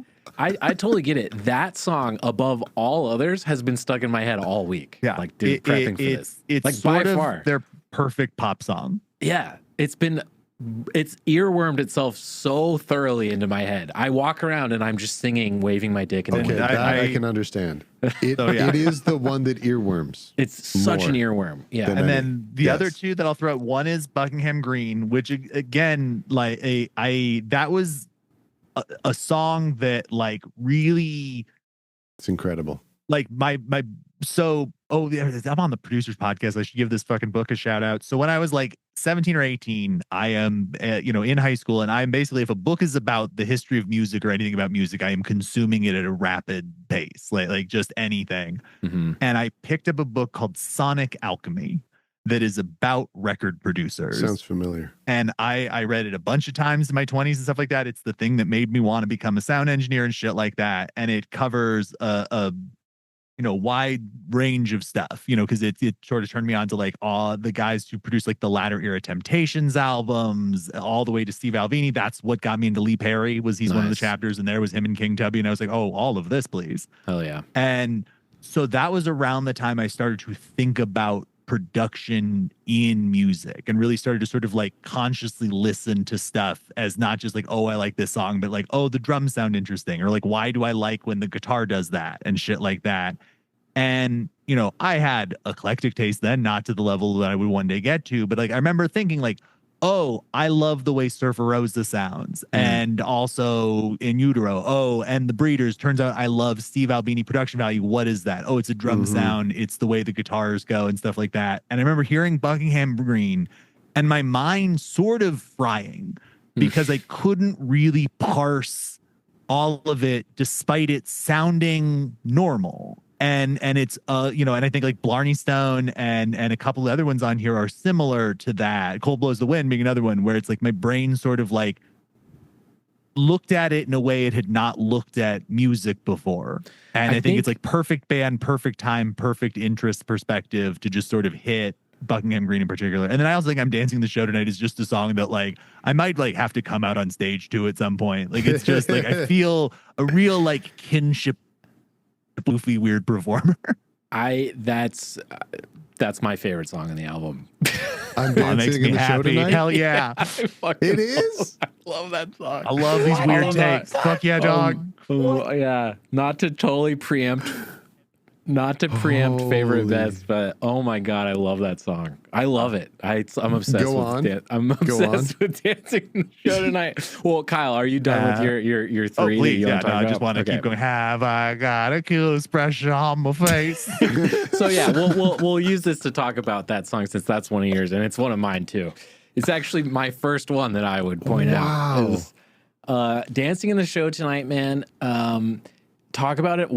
Another just painfully effective earworm, just constantly embedding itself in my mind. Plus the fact that it has a reprise to it and it just completely encircles the album and it makes you want to just keep listening to it on a loop. Like as soon as it happens again at the end and they use the very speed to slow the whole track down. The other 1997 thing about this is the hidden track. The hidden track. Oh my God. Yeah. The hidden track. The hidden track. Come on. Can we do an Yeah. episode on the tech behind Significant Other one day? Dude, that's Like from a technology standpoint, that is one of the most interesting records of its era. Just because We're of the gonna weird do that bullshit album. they've done. Oh my God! Please invite me back. Let's get a panel for that one. Okay, I'm going to make a list of albums under your name in a note, and I'm going to put Significant Other, and what was the other one that we said? Floored by Sugar Ray. Sugar Ray. Again, Sugar I'm really setting my tone. Yeah. Okay, sorry, go ahead, Nate. No, it's okay. Yeah, so like, and we already talked about a lot of what I love about it, which is like the mastery of the very speed technique that is like they have simultaneously a fast forwarded very speed and a slowed down very speed. They also have the children's voices. The whole thing has this like tape warble to it. And it's this like really comic-y kind of circus, like vaudeville music. Like it's just really, it's really surreal song. Like it really, Have you heard of where this song is from? The origin of the composition of it? No. So the story goes that this was a song, or it's either basically a cover or just heavily based on a song. When Jeaner was a kid, his sister had a record for like ballet, like for girls to dance ballet to. And this was a song that was on that record. Rules Yes, so hard. it's so sick. Yeah. That and Kyle hit on one of the cooler aspects of this song too, which is that it acts as like an overture for the whole album. Which I'm obsessed with how albums start for whatever reason. I think as long as you start and end finish, you can kind of do whatever you want in the middle. But like this has this being the opener and then it like handing off the baton of opening the record to the real opener, which is the Mollusk. Yeah. And that song being such an effective like right turn from this, like that song wouldn't hit quite the same if this song didn't precede it and wasn't so bizarre. You know what I mean? Like, and so it really sets you up for like, okay, if you're expecting this album to be something, it's not. It's going to be this other completely different thing. It's just like, it's almost the 1-2 punch of those two together, although that second track isn't one that I would have picked, even though I think it's fantastic. It's one of the best songs on the album. It is, yeah.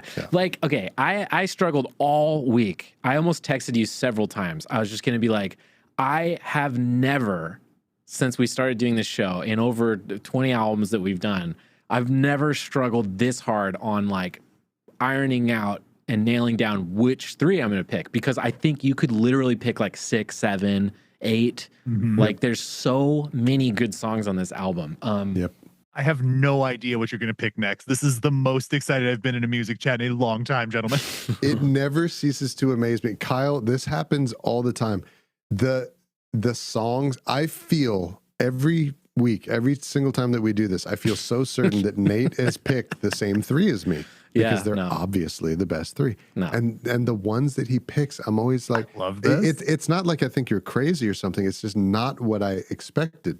It's just, it amazes me how different people hear the music. Yeah. I don't think this is an album that is so good. I actually don't think there are any wrong answers to this question, but like, the three that really just stood out to me the most, that like were earwormed the hardest for me. So that one. Second one, Johnny on the Spot. Yeah. Okay. Johnny on the Spot is just my kind of shit. It's like, this was my number 4. This is number 2 on my list. This is the one that's made everybody's list. I think that's interesting. Nice. Yeah. Okay, go ahead. It's Ween does Motorhead.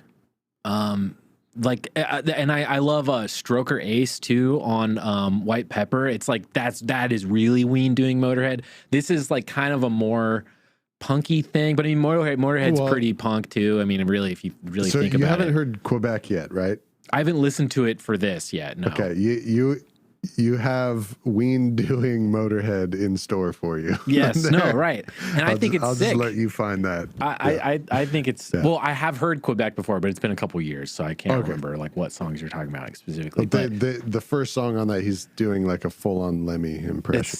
Yeah, I love it. Yeah, and they do that really well. Like that is another thing this band knows how to do that I don't even think they get enough credit for, which is like that like super fast, almost thrash metal, but not quite. Like that's not even really what this is. Like, I like it because to me it sounds industrial. It sounds like KMFDM, who is one of my favorite bands of all time. Yeah, it's like 9 Inch Nails, KMFDM, just like totally on rails drum machine.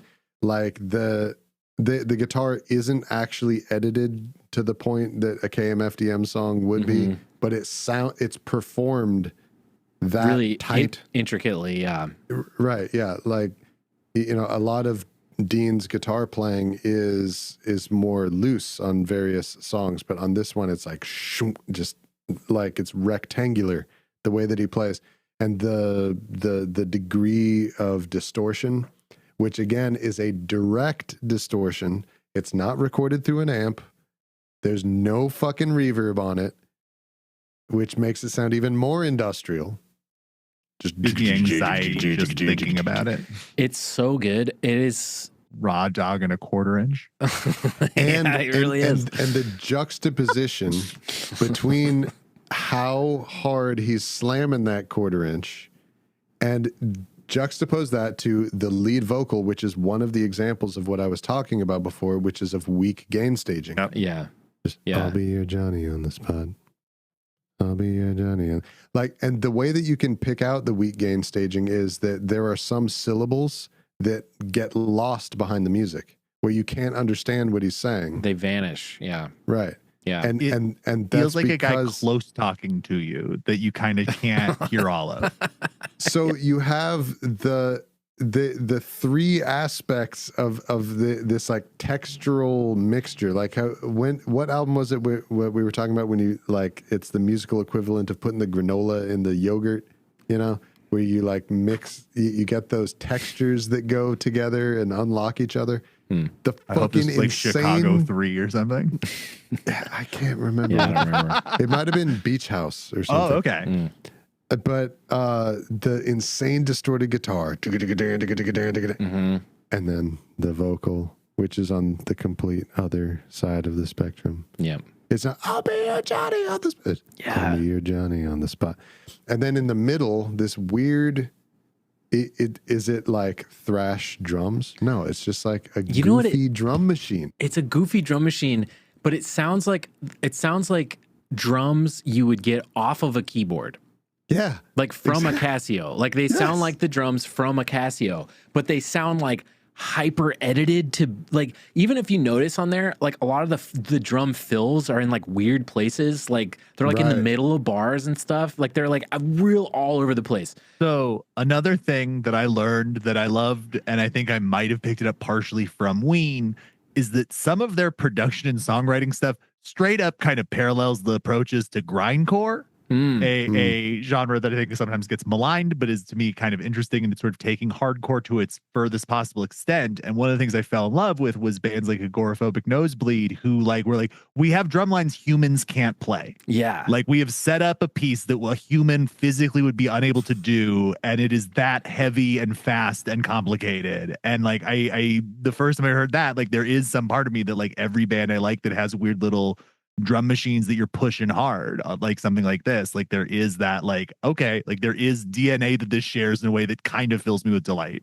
Yeah, I mean, you asked about like production stuff that like me and Brandon do like in our stuff. Sometimes it's like even though we use pre-recorded drums, sometimes we have to add. We have to chop it up or edit it, or we even have to add like cymbal crashes here or there or whatever.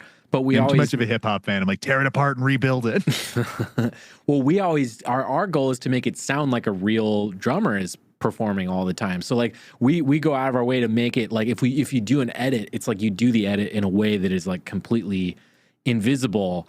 You know what I mean? Which is like the opposite. It sounds like a drummer could have and would have actually played that. Yeah, could have physically done that in real life, right? Which is like the opposite of something like this, which is just like it's so angular and like there's so much going on. It's like I really don't know if like someone could like play that. I mean, maybe, I don't know, but like it's that sort of post-industrial, like how much machine can we put into a human? And like there's this science fiction excitement of it. It's so late 90s. Yeah.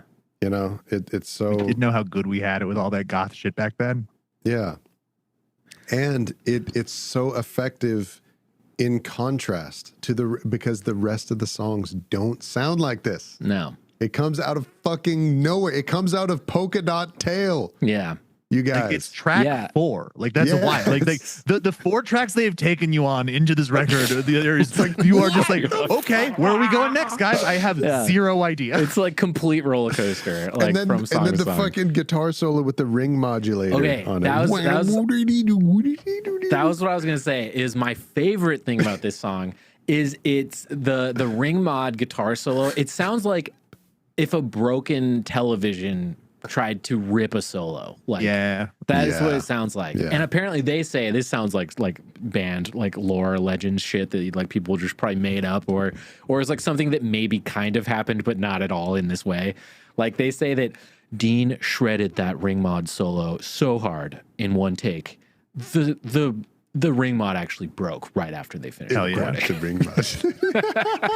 I'm like, I'm sure that's exactly how that happened. Mod, dude. Yeah, I'm sure the guitar pedal that they bought for this broke immediately because it was so cool. When they played. Any of you guys ring mod fans? I want one now. I have used them. I used to mess around with it because it was one of the few effects that was included in Reason 1.0 was a ring modulator. And that was the first time I ever heard of a ring modulator. And I was like, what the fuck is this? Yeah. I was a big Moog dork for a while. And I remember like I had wanted to hear what one sounds like because those Moog boxes with the wood paneling are just sexy as fuck. And the first time I went to NAMM was the year that they announced the Moog guitar. If you don't remember that, it's because it failed. But they had them there and they were running the Moog guitars. You had all 3 of their boxes. And so I just got to fucking fuck with their ring modulator and made a pretty bitchin' sound that sounded like a metal hitting a shed. Yes. And like some aluminum siding being assaulted. And I was like, this is fun. I don't know if this is going to make it onto my board. Yeah, it doesn't. Every fret that I hit, it makes the same note, but this is cool. Like I love this noise, but it's a monotasker at best. Yeah, it's all one noise. But I'm going to replace my analog delay, unfortunately. Yeah. Okay, so my third final pick, and then we can get to Brandon's picks, is Blarney Stone. Nice. Blarney Stone. This makes sense. I really love the you would pick this lyrics. I love the lyrics, but I also love the how hard they lean into the sea shanty thing on this being like the most overt example of it. I forget which song at the end they just take lyrics of an old sea shanty folk song and then they transpose them into their own music, I think. Cold is what they do. The wind. Cold blows the cold. Yeah, that one. I love that too. I just love all the ways in which they literally do it, figuratively do it, do it a little bit, do it a lot. This being an instance where they do it a lot, where it just literally feels like a drunken like bar band song, and it's really like gross. It's really it's very blue. It's a song that, you know, Charlie McCoy wouldn't have played if it was on 12 Country Greats. He would have signed out for the day. Down. Yeah, like I don't know. And like whatever this character is that I think it's Dean singing, is just it's like it's one of the signature voices of the record for me. It's just I don't know. I love this one and how big and like it sounds like 20 people singing, but I think it's just him. Like I don't even know. I'd have to listen to it again, but it just is so evocative of like when I close my eyes, all I can hear is like you're on a ship. I'll get to this because after this we'll get to our like buzzkill opinions, like negative Nancy opinions. It's just a new little part that we want to experiment with doing in the show. But I love that for you. I love that you guys love the Blarney Stone. You don't like the Blarney Stone? It doesn't hit me the same way. Huh. I feel I'll get to this in my opinion thing. I'll expound more. Okay, let's talk about what are your three favorites then? Okay. My number 2 of the 3 was I'll Be Your Johnny on the Spot. Nice. And maybe the best track on the record, like kind of my favorite. Just pound for pound. One of my favorites. Okay, contemplate it because we'll hit favorite best songs on the record after this. Okay, my number 1 standout that I choose is It's Gonna Be All Right. All right. Interesting. Nice. Wow. Yes. By the way, just real quick, just that is one of the little examples of the stupid sense of humor in the title of it. Just the fact that "all right" is in parentheses. You know what I mean? It's gonna be parentheses all right. It's just like, God damn it. So stupid. This song is called "I Want to Love You" in parentheses till the break of dawn. Exactly. Exactly. Yeah. Exactly. That's great. But this song is so I feel that this was like when Ween was getting the ball rolling with these beautiful songs that would start to really come out and be like many songs on the record are like beautiful ballad zone songs on like White Pepper and Quebec and after that and everything. But this is one of the best ones to me because this is an actual breakup song. Jeaner was actually in the middle of a breakup while they were making this album. And the song is faux show about that. But like the aesthetic, the way that this song sounds, everything about it, the production, the instrumentation, the composition, the vocal performance, the lyrics, everything, it sounds like a breakup. This is what breakups sound, feel. Ooh. This is what it's like.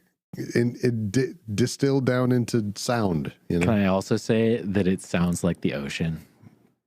And it also sounds like the ocean. It's evocative of water because of the like flangery, phasery guitar, the waving guitar, and it just feels like you're like kind of floating in a pool or something. It's the vibrato on the guitar. It's the which is modulating the pitch of the guitar. Univibe, baby. Exactly. It evokes water, shimmering water. Right. Exactly. It's not a complete. and drugs, man. Yeah. Fuck. We haven't even talked about how drug fueled this band is. Like, possibly the most important thing to be aware of with Ween is how much drugs they took to make all of this music. That's kind of crazy that we didn't mention that until now. They took a lot of drugs. That's how you know it's 3 sound engineers, is that they skipped over all the fun parties. That were like, we got to talk about Univibe and gain stages. Yeah. But we did talk about gain staging. Yes. You want all those pretty ladies and drugs there in the other room. We're doing sound in here. Yeah. God. But so the song, you're right. Like it's cool how much it can encapsulate a thing like that, right? But also still be in service of the theme. Be in service of the theme and belong within the theme and not be a total stepping outside of it. Like, dude, I need to do my breakup song. Yeah, but we're doing the ocean song. We're doing the ocean album though. No, but that's fine. But I just need to put this song on it. Like they coexist. Yeah. Everything is together. Nothing is separate. And it's really poignant too because it's also the when it goes to the chorus of the song, this is one of the few songs that I've come across that capture like a really unique part of the whole like stage of dealing with a breakup, which is that very first moment where like the thought that like my life may actually end up being more positive after this, like the first moment that actually occurs to you, you know, because for a while it's just wall to wall fucking misery. Profound. Yeah. You know, there's that period of time where there's only shit. It's only terrible.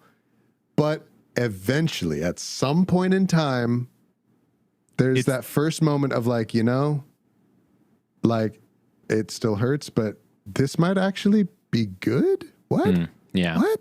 Yeah. Oh. And the chorus just fucking nails that vibe. I don't know. It's just, you know what I mean? It's a good pick. It's not one I would have expected anyone to pick. I'm glad you highlighted that song, actually. This is why this section of the show always amazes me, because I have been thinking for weeks that like obviously this song is one of the best ones on the record to you guys. I mean, part of it is there's no bad tracks. Like that's the tricky thing is like this is, I bet even on other Ween records, this is a little easier. Like I feel like on Chocolate and Cheese, it is a slightly different conversation. But like this is one of those things where like this is a front to back fucking banger of a record. Like Chocolate and Cheese at least has some bad songs on it.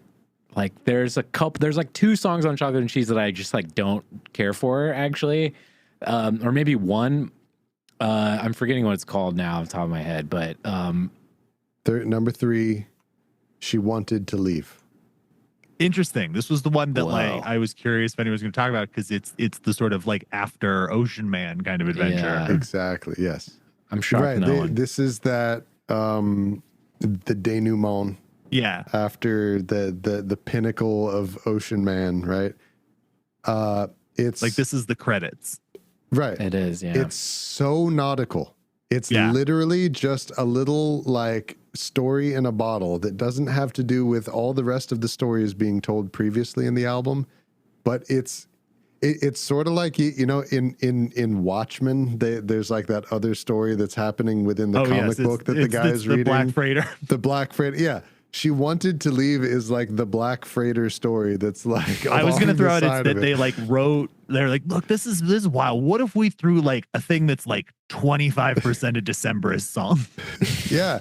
It's so, but this song it's the perfect example of that thing, that Gen X thing that I was talking about, of like real emotions that are a ship in the bottle of the container of the stupid, you know, like it's so fucking dumb, but hidden in it it's poignant. It's like, holy shit, dude.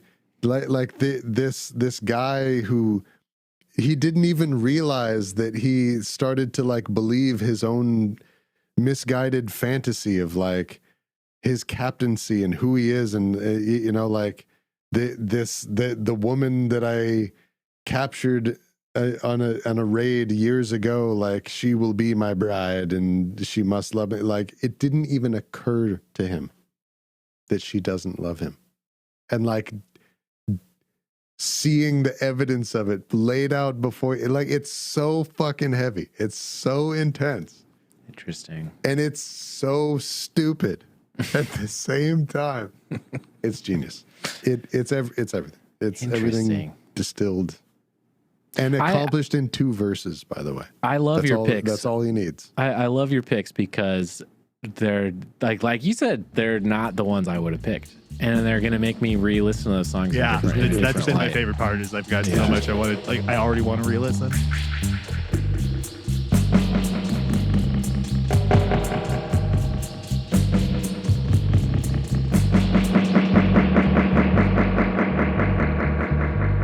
Okay, I say let's play favorite best now. Favorite best. Okay. Favorite best songs, right? Songs on the Mollusk. On the Mollusk. I can take it first because I got it pretty fast. It's actually funny because I'm going to throw a cheat out there too. Favorite is Waving My Dick in the Wind. Best is, I'm going to split. Production best, I think Buckingham Green. Overall best, Ocean Man. Okay. 3 tracks in a row too. I would say my favorite is "I'm Dancing in the Show Tonight." That's my favorite song. Oh yeah. Wow. But Amazing. the best, I think it's insane. We haven't talked about this really. The best, I agree with you, is Ocean Man. It's like by far, it's Ocean Man. This whole album is Ocean Man. There's a reason it's a classic rock song now. Yeah. My favorite, which is kind of strange because I didn't list it in my standouts, because this is another song that I thought it's too obviously one of the good ones. That's why I didn't pick Ocean Man. Yeah, but it's both of my favorite one is Mutilated Lips. Yeah, Dude, that's another huge song. It's a great song. And best Ocean Man. We are unanimous. The best song is the most famous song by this band that we haven't talked about yet in this discussion. Honestly, it's insane that we haven't talked about Mutilated Lips or the Golden Eel. The Golden Eel too is another one. Like that's like an honorable mention one for me. The Golden Eel is like fucking nuts. That's such a sick song. I also like at this point that Polka Dot Tail can fuck itself because it's like the one we've not referenced at all. And Pink Eye on my leg. Oh yes, that's true. Pink I Eye. actually really, I really quite like that. Also, a song title I enjoy a great deal. Like Pink Eye on real format for me. Gross, but in a way that's weird and told in a funny way. Yes. Favorite best. I like the introduction of favorite best onto the show because it's kind of a game that we play all the time. I love this. Well, this does make me feel better and make me feel not so crazy that you guys also found Polka Dot Tail to not really warrant mention. Yeah. As I think it's a good song. It's fine. It's good. Yeah. It's all right. It's fine. Yeah. All right. Waving my dick in the wind though. That's standout. Are we in hot take country yet? Yeah, let's do hot takes. I skip Blarney Stone. And so I feel funny when you're like, you love this song. Because again, from a production standpoint, I appreciate it, and when I'm listening to the record in its entirety, but I will skip Blarney Stone if given my own druthers. Vindication. I think you guys are crazy. I don't know about that. I love Blarney Stone. I think it's so good. It's awesome. It's like to me, we talk about thesis of the record. That's one of the songs. It's one of the songs that really anchors it. I meant that. I fully agree, and yet I'm gonna skip it. I meant to use the word anchor, by the way. It also, that song kind of reminds me of a few years ago I realized it sounds like an Evil Murder by Death song. Yeah. I get it. I guess I get it. It's weird, it's way different from like the rest of the tracks, except for Dancing in the Show, really.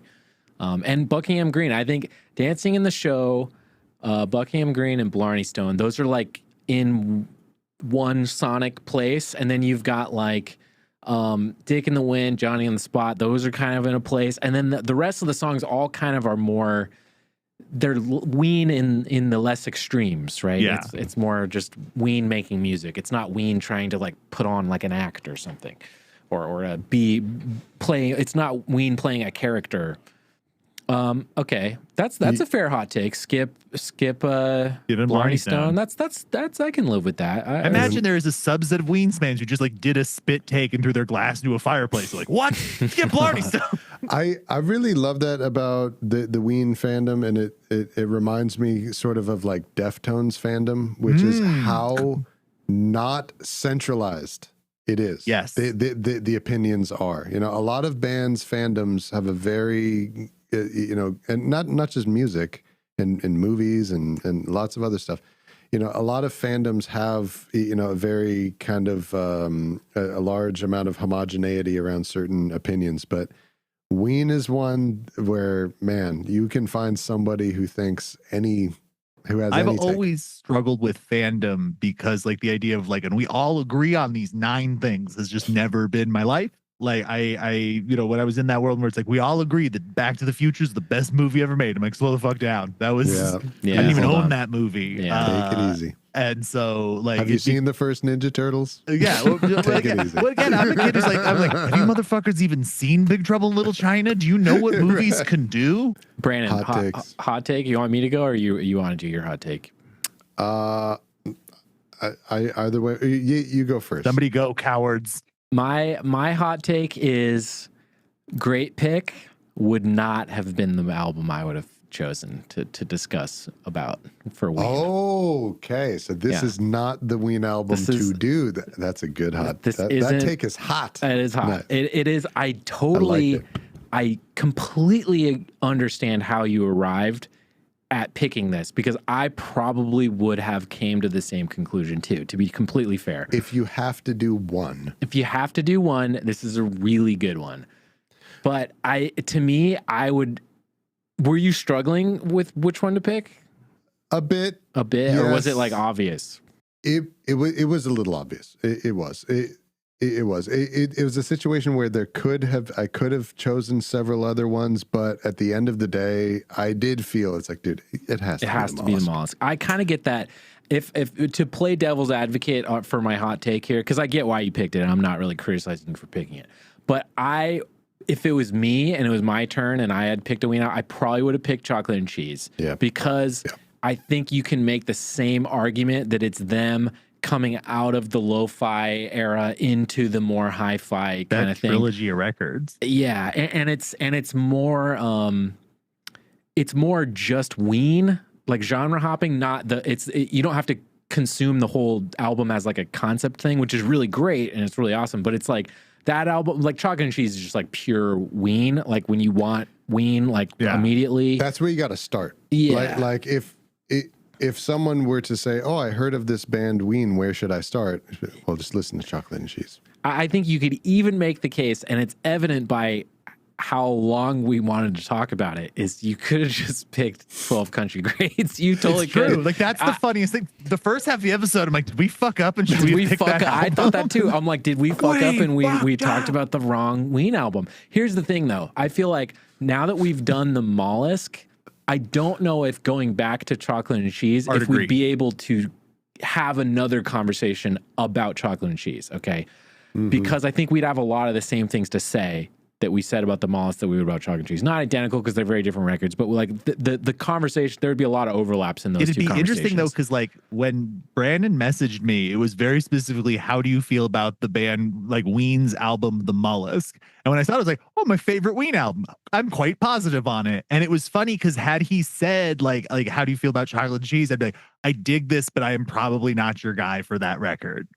And so it's like a totally different record too. And again, I would not have even thought of that until we're talking about it now. But that's such an interesting thing about it too, because I think like I'll do a shout out to my two big Ween friends, John Ungaro and Rivers Langley, who are both great comedians. John is a Chocolate and Cheese guy, and when we used to run an open mic together and a whole bunch of stuff, and Ween was a conversation many a time. And he is a died hard, that's the one kind of thing. And it's interesting because like it makes for almost a fun conversation with this band, because there's like 2 or 3 versions of being a fan of Ween you can be, and you all like Ween about the same amount. Yeah. Right. Yeah. But you like different things. It's what makes them special, and it's what makes them like a band that people, I know so many people who are like I don't know, music, whatever, but like Ween is my favorite band. Yeah. Yeah. And like I was kind of getting at, it's like, I don't think at this point, if we tried to do a second podcast on Ween, I don't think we could do Chocolate and Cheese, but we could do 12 Country Greats. Like you could still do that. Like could. You probably could still do that episode. But you're right, Kyle. I mean, that's kind of what makes them. That's kind of what makes them so awesome. But could do Quebec. Yeah. I'm gonna listen to Quebec like tomorrow. That's the only one I didn't get to for this. Fucking good. So that's my hot take. I think this was a fantastic pick, and I love this album. It's literally a 10 out of 10 in my opinion. I don't skip songs on it. I love it. Like you freaks. But I don't know if it's the one I would have picked. That's my hot take. That's a good hot take. That take is hot. Yeah. What about you, Brandon? What's your hot take? My hot take is, on this record, the good songs are too short, and the long songs are not good. Like the weak songs are too long. Interesting. Like Pink Eye is kind of long, and nothing really happens there. Right. So if you look at the lengths of the songs, the longest ones are Cold Blows the Wind. I know that is a very popular song amongst the Ween fandom. Hey, it's fine. It doesn't warrant being the longest song where they go around with the most amount of verses and choruses. I'm sorry. they're really in their nautical phase there, so they're just like, let's lean in. Yeah. The Golden Eel is great, but to me that's like a 2-minute idea, not a 4-minute idea. The Blarney Stone. So like, I'd argue Waving My Dick in the Wind, perfect length. A funny thing for a dick song to be. Waving my perfect length dick in the wind. In the wind. So like, you got songs like Ocean Man, Waving My Dick in the Wind, I'll Be Your Johnny on the Spot, Mutilated Lips, where they do 2 verses. I think all of those songs are under 3 minutes and 30 seconds. Yeah, they are. Right.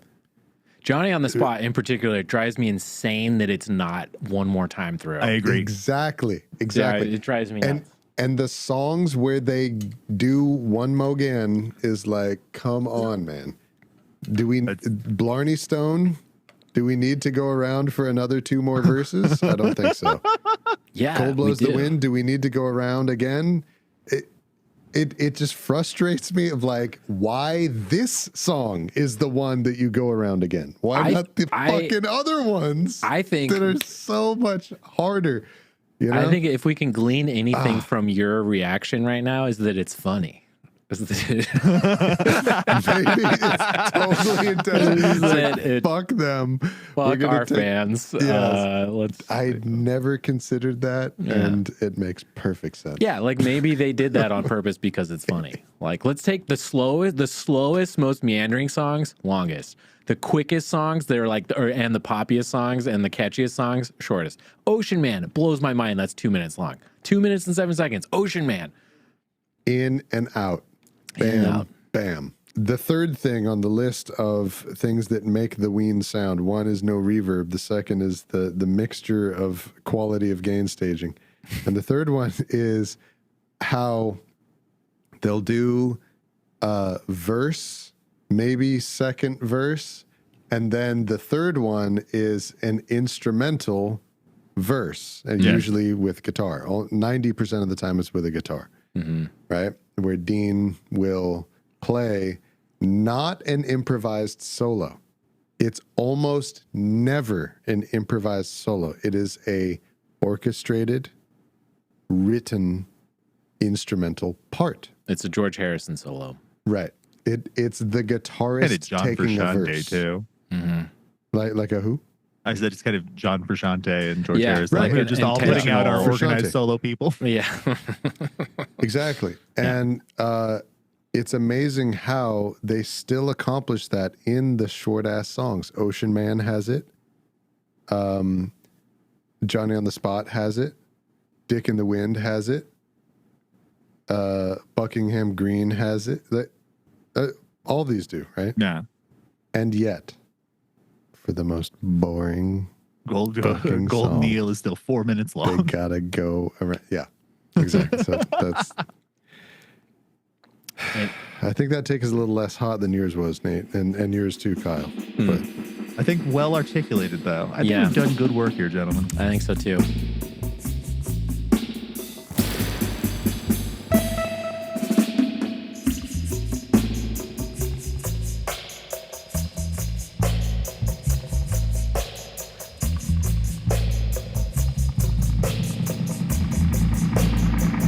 This record is special to me because it is so tied to my larger expansion of like how I look at music, both as like a fan and as an artist and as a budding engineer. And it has become such a weird subculture shorthand. Like the number of conversations I've had at boring events or work things or shit like that because somebody likes Ween. And so now we can at least talk about Ween for a little while because there's always something to be talked about with Ween. It is like uniquely thrilling to meet fellow Ween fans at this point. And I'm like a very new Ween fan, but like I totally get it. It's a little like being a deadhead or like a fish person. Like it does have that kind of thing. And it's, to me, it's like the difference is like you're not quite as floaty and annoying as that can be. Yeah. But you're also not like an unendurable Tool person. Totally. Yeah. Like you found that beautiful middle. I think because it's even more niche than that stuff too. Like those are already very niche, like subcultures within music. All those bands are much more popular. And Ween would bum out all of their fans, and that is why we like them. Yeah. But Ween is like even more like dorky, like music nerdy. Like not music nerdy is even the right word, but it's just like burnout nerdy. Almost. Yeah, totally. Like because it is clever music for dirtbags. Yeah. It is. Like that's like part of the fun is they might be giants for people who have done on too many pills. Right. Yeah. They might be giants is like Ween that doesn't use drugs. Yeah. Like I was watching, we were talking about PTA a bunch before we started recording, and I was watching The Master last night, and like Joaquin Phoenix's character in that movie, he's like constantly mixing up like turpentine and like paint thinner and like drinking it. And I'm like, that's like, he would be a Ween fan, like that character. 100%. Like he would like the Ween. Second he started having sex with that sand woman, you're like, oh, he loves Ween. That is some brown ass activities right there. He's a pod guy. Yeah. I mean, having sex with a sand woman on a beach is very mollusk. It is very mollusk. Right. Oh my god! And that guy's a sailor. Yeah, come full circle. This is the moment the podcast really becomes. Holy shit! Yeah, I guess my thing with Ween is like, I think it speaks to like the nicheness of their fandom and their band is like.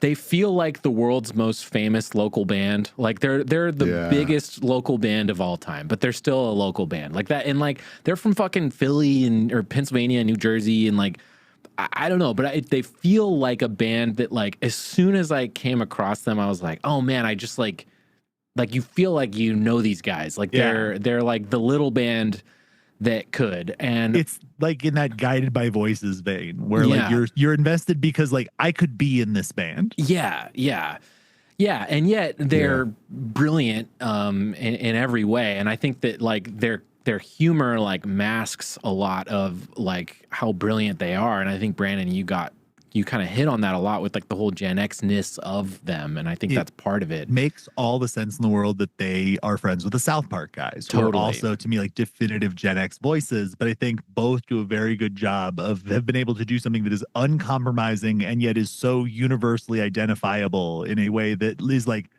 seemingly effortless for them, but is 100% impossible to like consciously try to make. Totally. Yeah. Well said. Yeah. And I feel like this album, The Mollusk, and this was their one chance they had, I think, at reaching escape velocity, of getting out of the dregs of like a band that like only other musicians really love. Like they're like kind of every musician's favorite band, I feel like, is kind of like their thing. Right.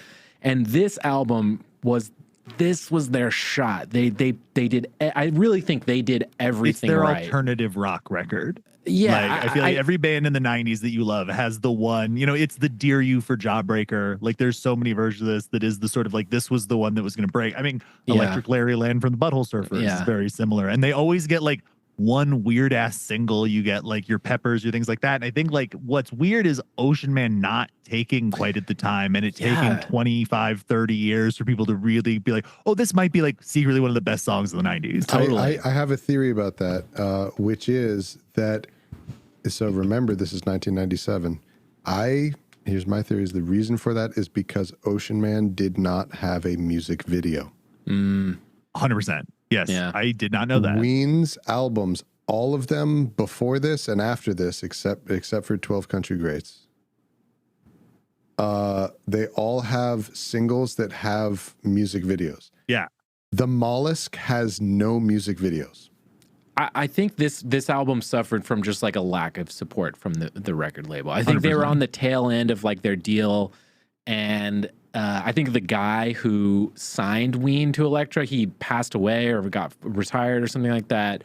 I forget. Right. That's like the last dregs of Elektra being a cool label too. Right. Yeah. The staff at the record label had turned over so much to the point where all of the people who were backing them and who believed in them and who just wrote them a creative blank check weren't at the company anymore. Yeah. It's not the people who signed the Stooges anymore. No, yeah. Exactly. And so I really think that like whoever there was left just like had no idea what to do with this and just decided to do nothing. Sort of get in defense of that person who's probably a regular person who was unaware of what Ween is. Like, it's a hard sell. Sure. But conversely, though, I would say, though, if you work at a fucking record label and a band drops the Mollusk in your lap and you punt so hardly, it's like, why are you at a record label, dude? Like, this is like clearly a great album, you know? Because the industry's great and Napster will never exist. Yeah, that's true. That's true. The other thing to keep in mind too is that like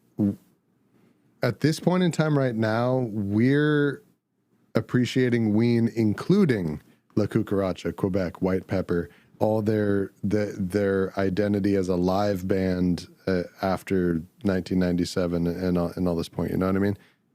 But before this point in time, Ween had only ever been brown, you know? Like they got popular and beloved for being brown. Yeah. Right? It wasn't like, oh, here's these annoying assholes that we're just waiting until they start to make some real music. It was more like, how come these guys who we love their weird stuff are making something that's not as weird? You know what I mean? Like there's that story from that great YouTubers videos that we will put in the description of when Ween made White Pepper, the album right after this, which is probably their least brown album. Not even probably. It definitely is, other than the country album, but that one doesn't count. Where they had the single "Even If You Don't," and they played it for a room full of like radio executives and DJs and stuff, and everybody was like, "Dude, this song is amazing. This is dope. Who is this?" And then they told them that it's Ween, and everyone was disappointed. They were like, "Fuck." Like, what the hell are we supposed to do with that? Like, they were bummed that it was Ween. Yeah.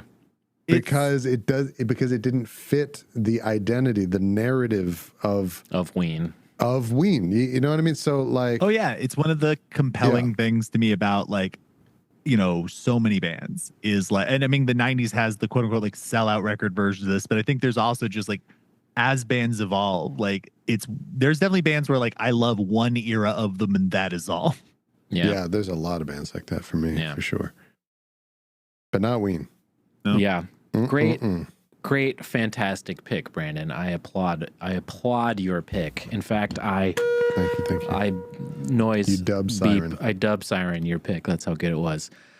Kyle, do you have anything you want to plug? Anything coming up you want to promote or anything like that? Yeah. I like they said, I do comedy. I got 2 comedy albums out there in the world. One called I'm a Person and one called Absolute Terror. I am very proud of both. So you can get those so fucking funny anywhere you can stream. Thank you, bud. They're so good. Both and then in the when the world closed down in 2020 and we all had to go inside, I, as a compulsive performer, had to figure out a way to not murder my family with an axe. And so what I did was took myself to art school, and I proceeded to spend like 4 or 5 hours a day, like learning how to draw for like 2 years. And I had no real goal besides, again, to not kill.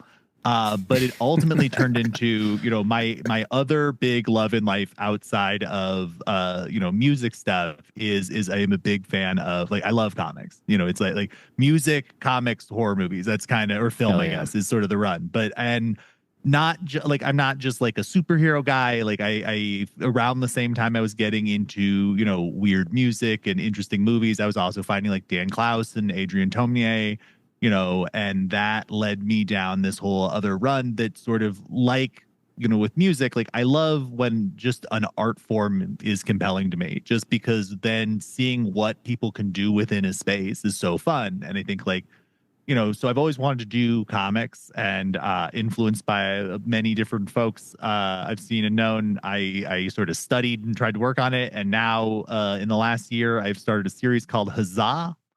It is 3 talking animals. I describe it, and this is probably the audience that'll enjoy it. My comic book, of course, asks the time memoriam question: what if Garfield took place in Daria? And so it's just three little animals living in a hipster town. The first issue, Jules, our bird, has a gig at a coffee house, and she's worried because she fucks it up. The hipsters are going to not let her play in town anymore. And then the second one, so she's a musician, so I had to put Jules in there. She's a musician, and then Marty, who's a little dog who wants to be a writer, and then Lester Gatorman, who is an alligator who enjoys chaos, and they're very fun. If you go to kyleClarkisrad.substack.com, both issues 1 and 2 are on there. And then actually, again, to bring this full circle, the first thing I did with the comic was a Christmas special last year. I had just gone through a breakup and I was sort of losing my mind and my finances were bad. So I was like, you know what I'll do is make a comic instead of blowing my brains out. You'll start to notice a pattern with my life and how it works. But I did inspired by both The Simpsons and South Park, was like, let me just throw together. And so I was like, can I get 12 pages of comics done before Christmas? And I started, so I was like in the 12 days of Christmas. And I finished it by New Year's Eve. Wow. And was like, oh shit, like this is a comic. And my goal this year was to do 4 by the end of the year. Issue 3 will be out very, very soon. I'm just putting the lettering in and stuff in it. And then I already know what issue 4 is going to be. And I have physical copies. I'm showing them on camera. This is issues 1 and 2, and they, they're full color on the inside, like spared no expense. Like they look beautiful and feel pretty nice. And so I will eventually be selling physical copies. If you ever see me live or in person or just at Target, hit me up. I for sure have one on me and you can have it. But I will be working on selling physicals within the year. But if you just want to see what the fuck Garfield Dario looks like, you can go to kyleclarkisrad.substack.com. And again, you got the holiday one is very fun. I like the Grinch on Fire. Well, my character's like the Grinch on Fire at one point, but he's not the Grinch, he's the Granch, so it's legally distinct. The Granch. That's a very brown. That's the song, "You're a Mean Person, Mr. Granch." That's a brown legal distinction. Yeah, and it very much has a sassy Ween feel. Like it is. I describe it as, again, it's heavily influenced by stuff like The Simpsons, stuff like I am such a byproduct of 90s animation, from Liquid Television, and then also like late night MTV, like Syphil and Ollie, but then also, like kids cartoons of old. So it's sort of my love letter to music and old cartoons and being weird and all that kind of stuff. The third issue that I've had finished, it takes place at a music festival. The mayor of the town every year throws an apology day festival for what a terrible mayor he is. And so they're all at the apology day festival. And so it was fun to just get to put together, some just, music festival stuff and just make up the town. The news reporter in the town is a Cthulhu cultist who is wearing full robes at all time, but he has like a normal family. Like it's just weird bullshit like that. This is amazing. So I'm really proud of it. It's really fun. You can go check it out. I will do more comedy at some point too. That shit's a fucking mess. I'm not sure if you've heard about stand-up comedy recently, but like, ugh. Yeah. Yeah. But I'm starting to do shows around the SoCal area, and I'm hoping that next year I will get out and do some more travel stuff. I've got friends who just moved to Chicago, so I'll probably go and do shows in Chicago next year. Hell yeah. So follow me on @KyleClarkIsRad on Instagram. I post show stuff there. I post artwork. And so those are the two things I live off now, is Substack and Instagram. Hell yeah. And please say hello on Instagram, because I'm just doom scrolling about news.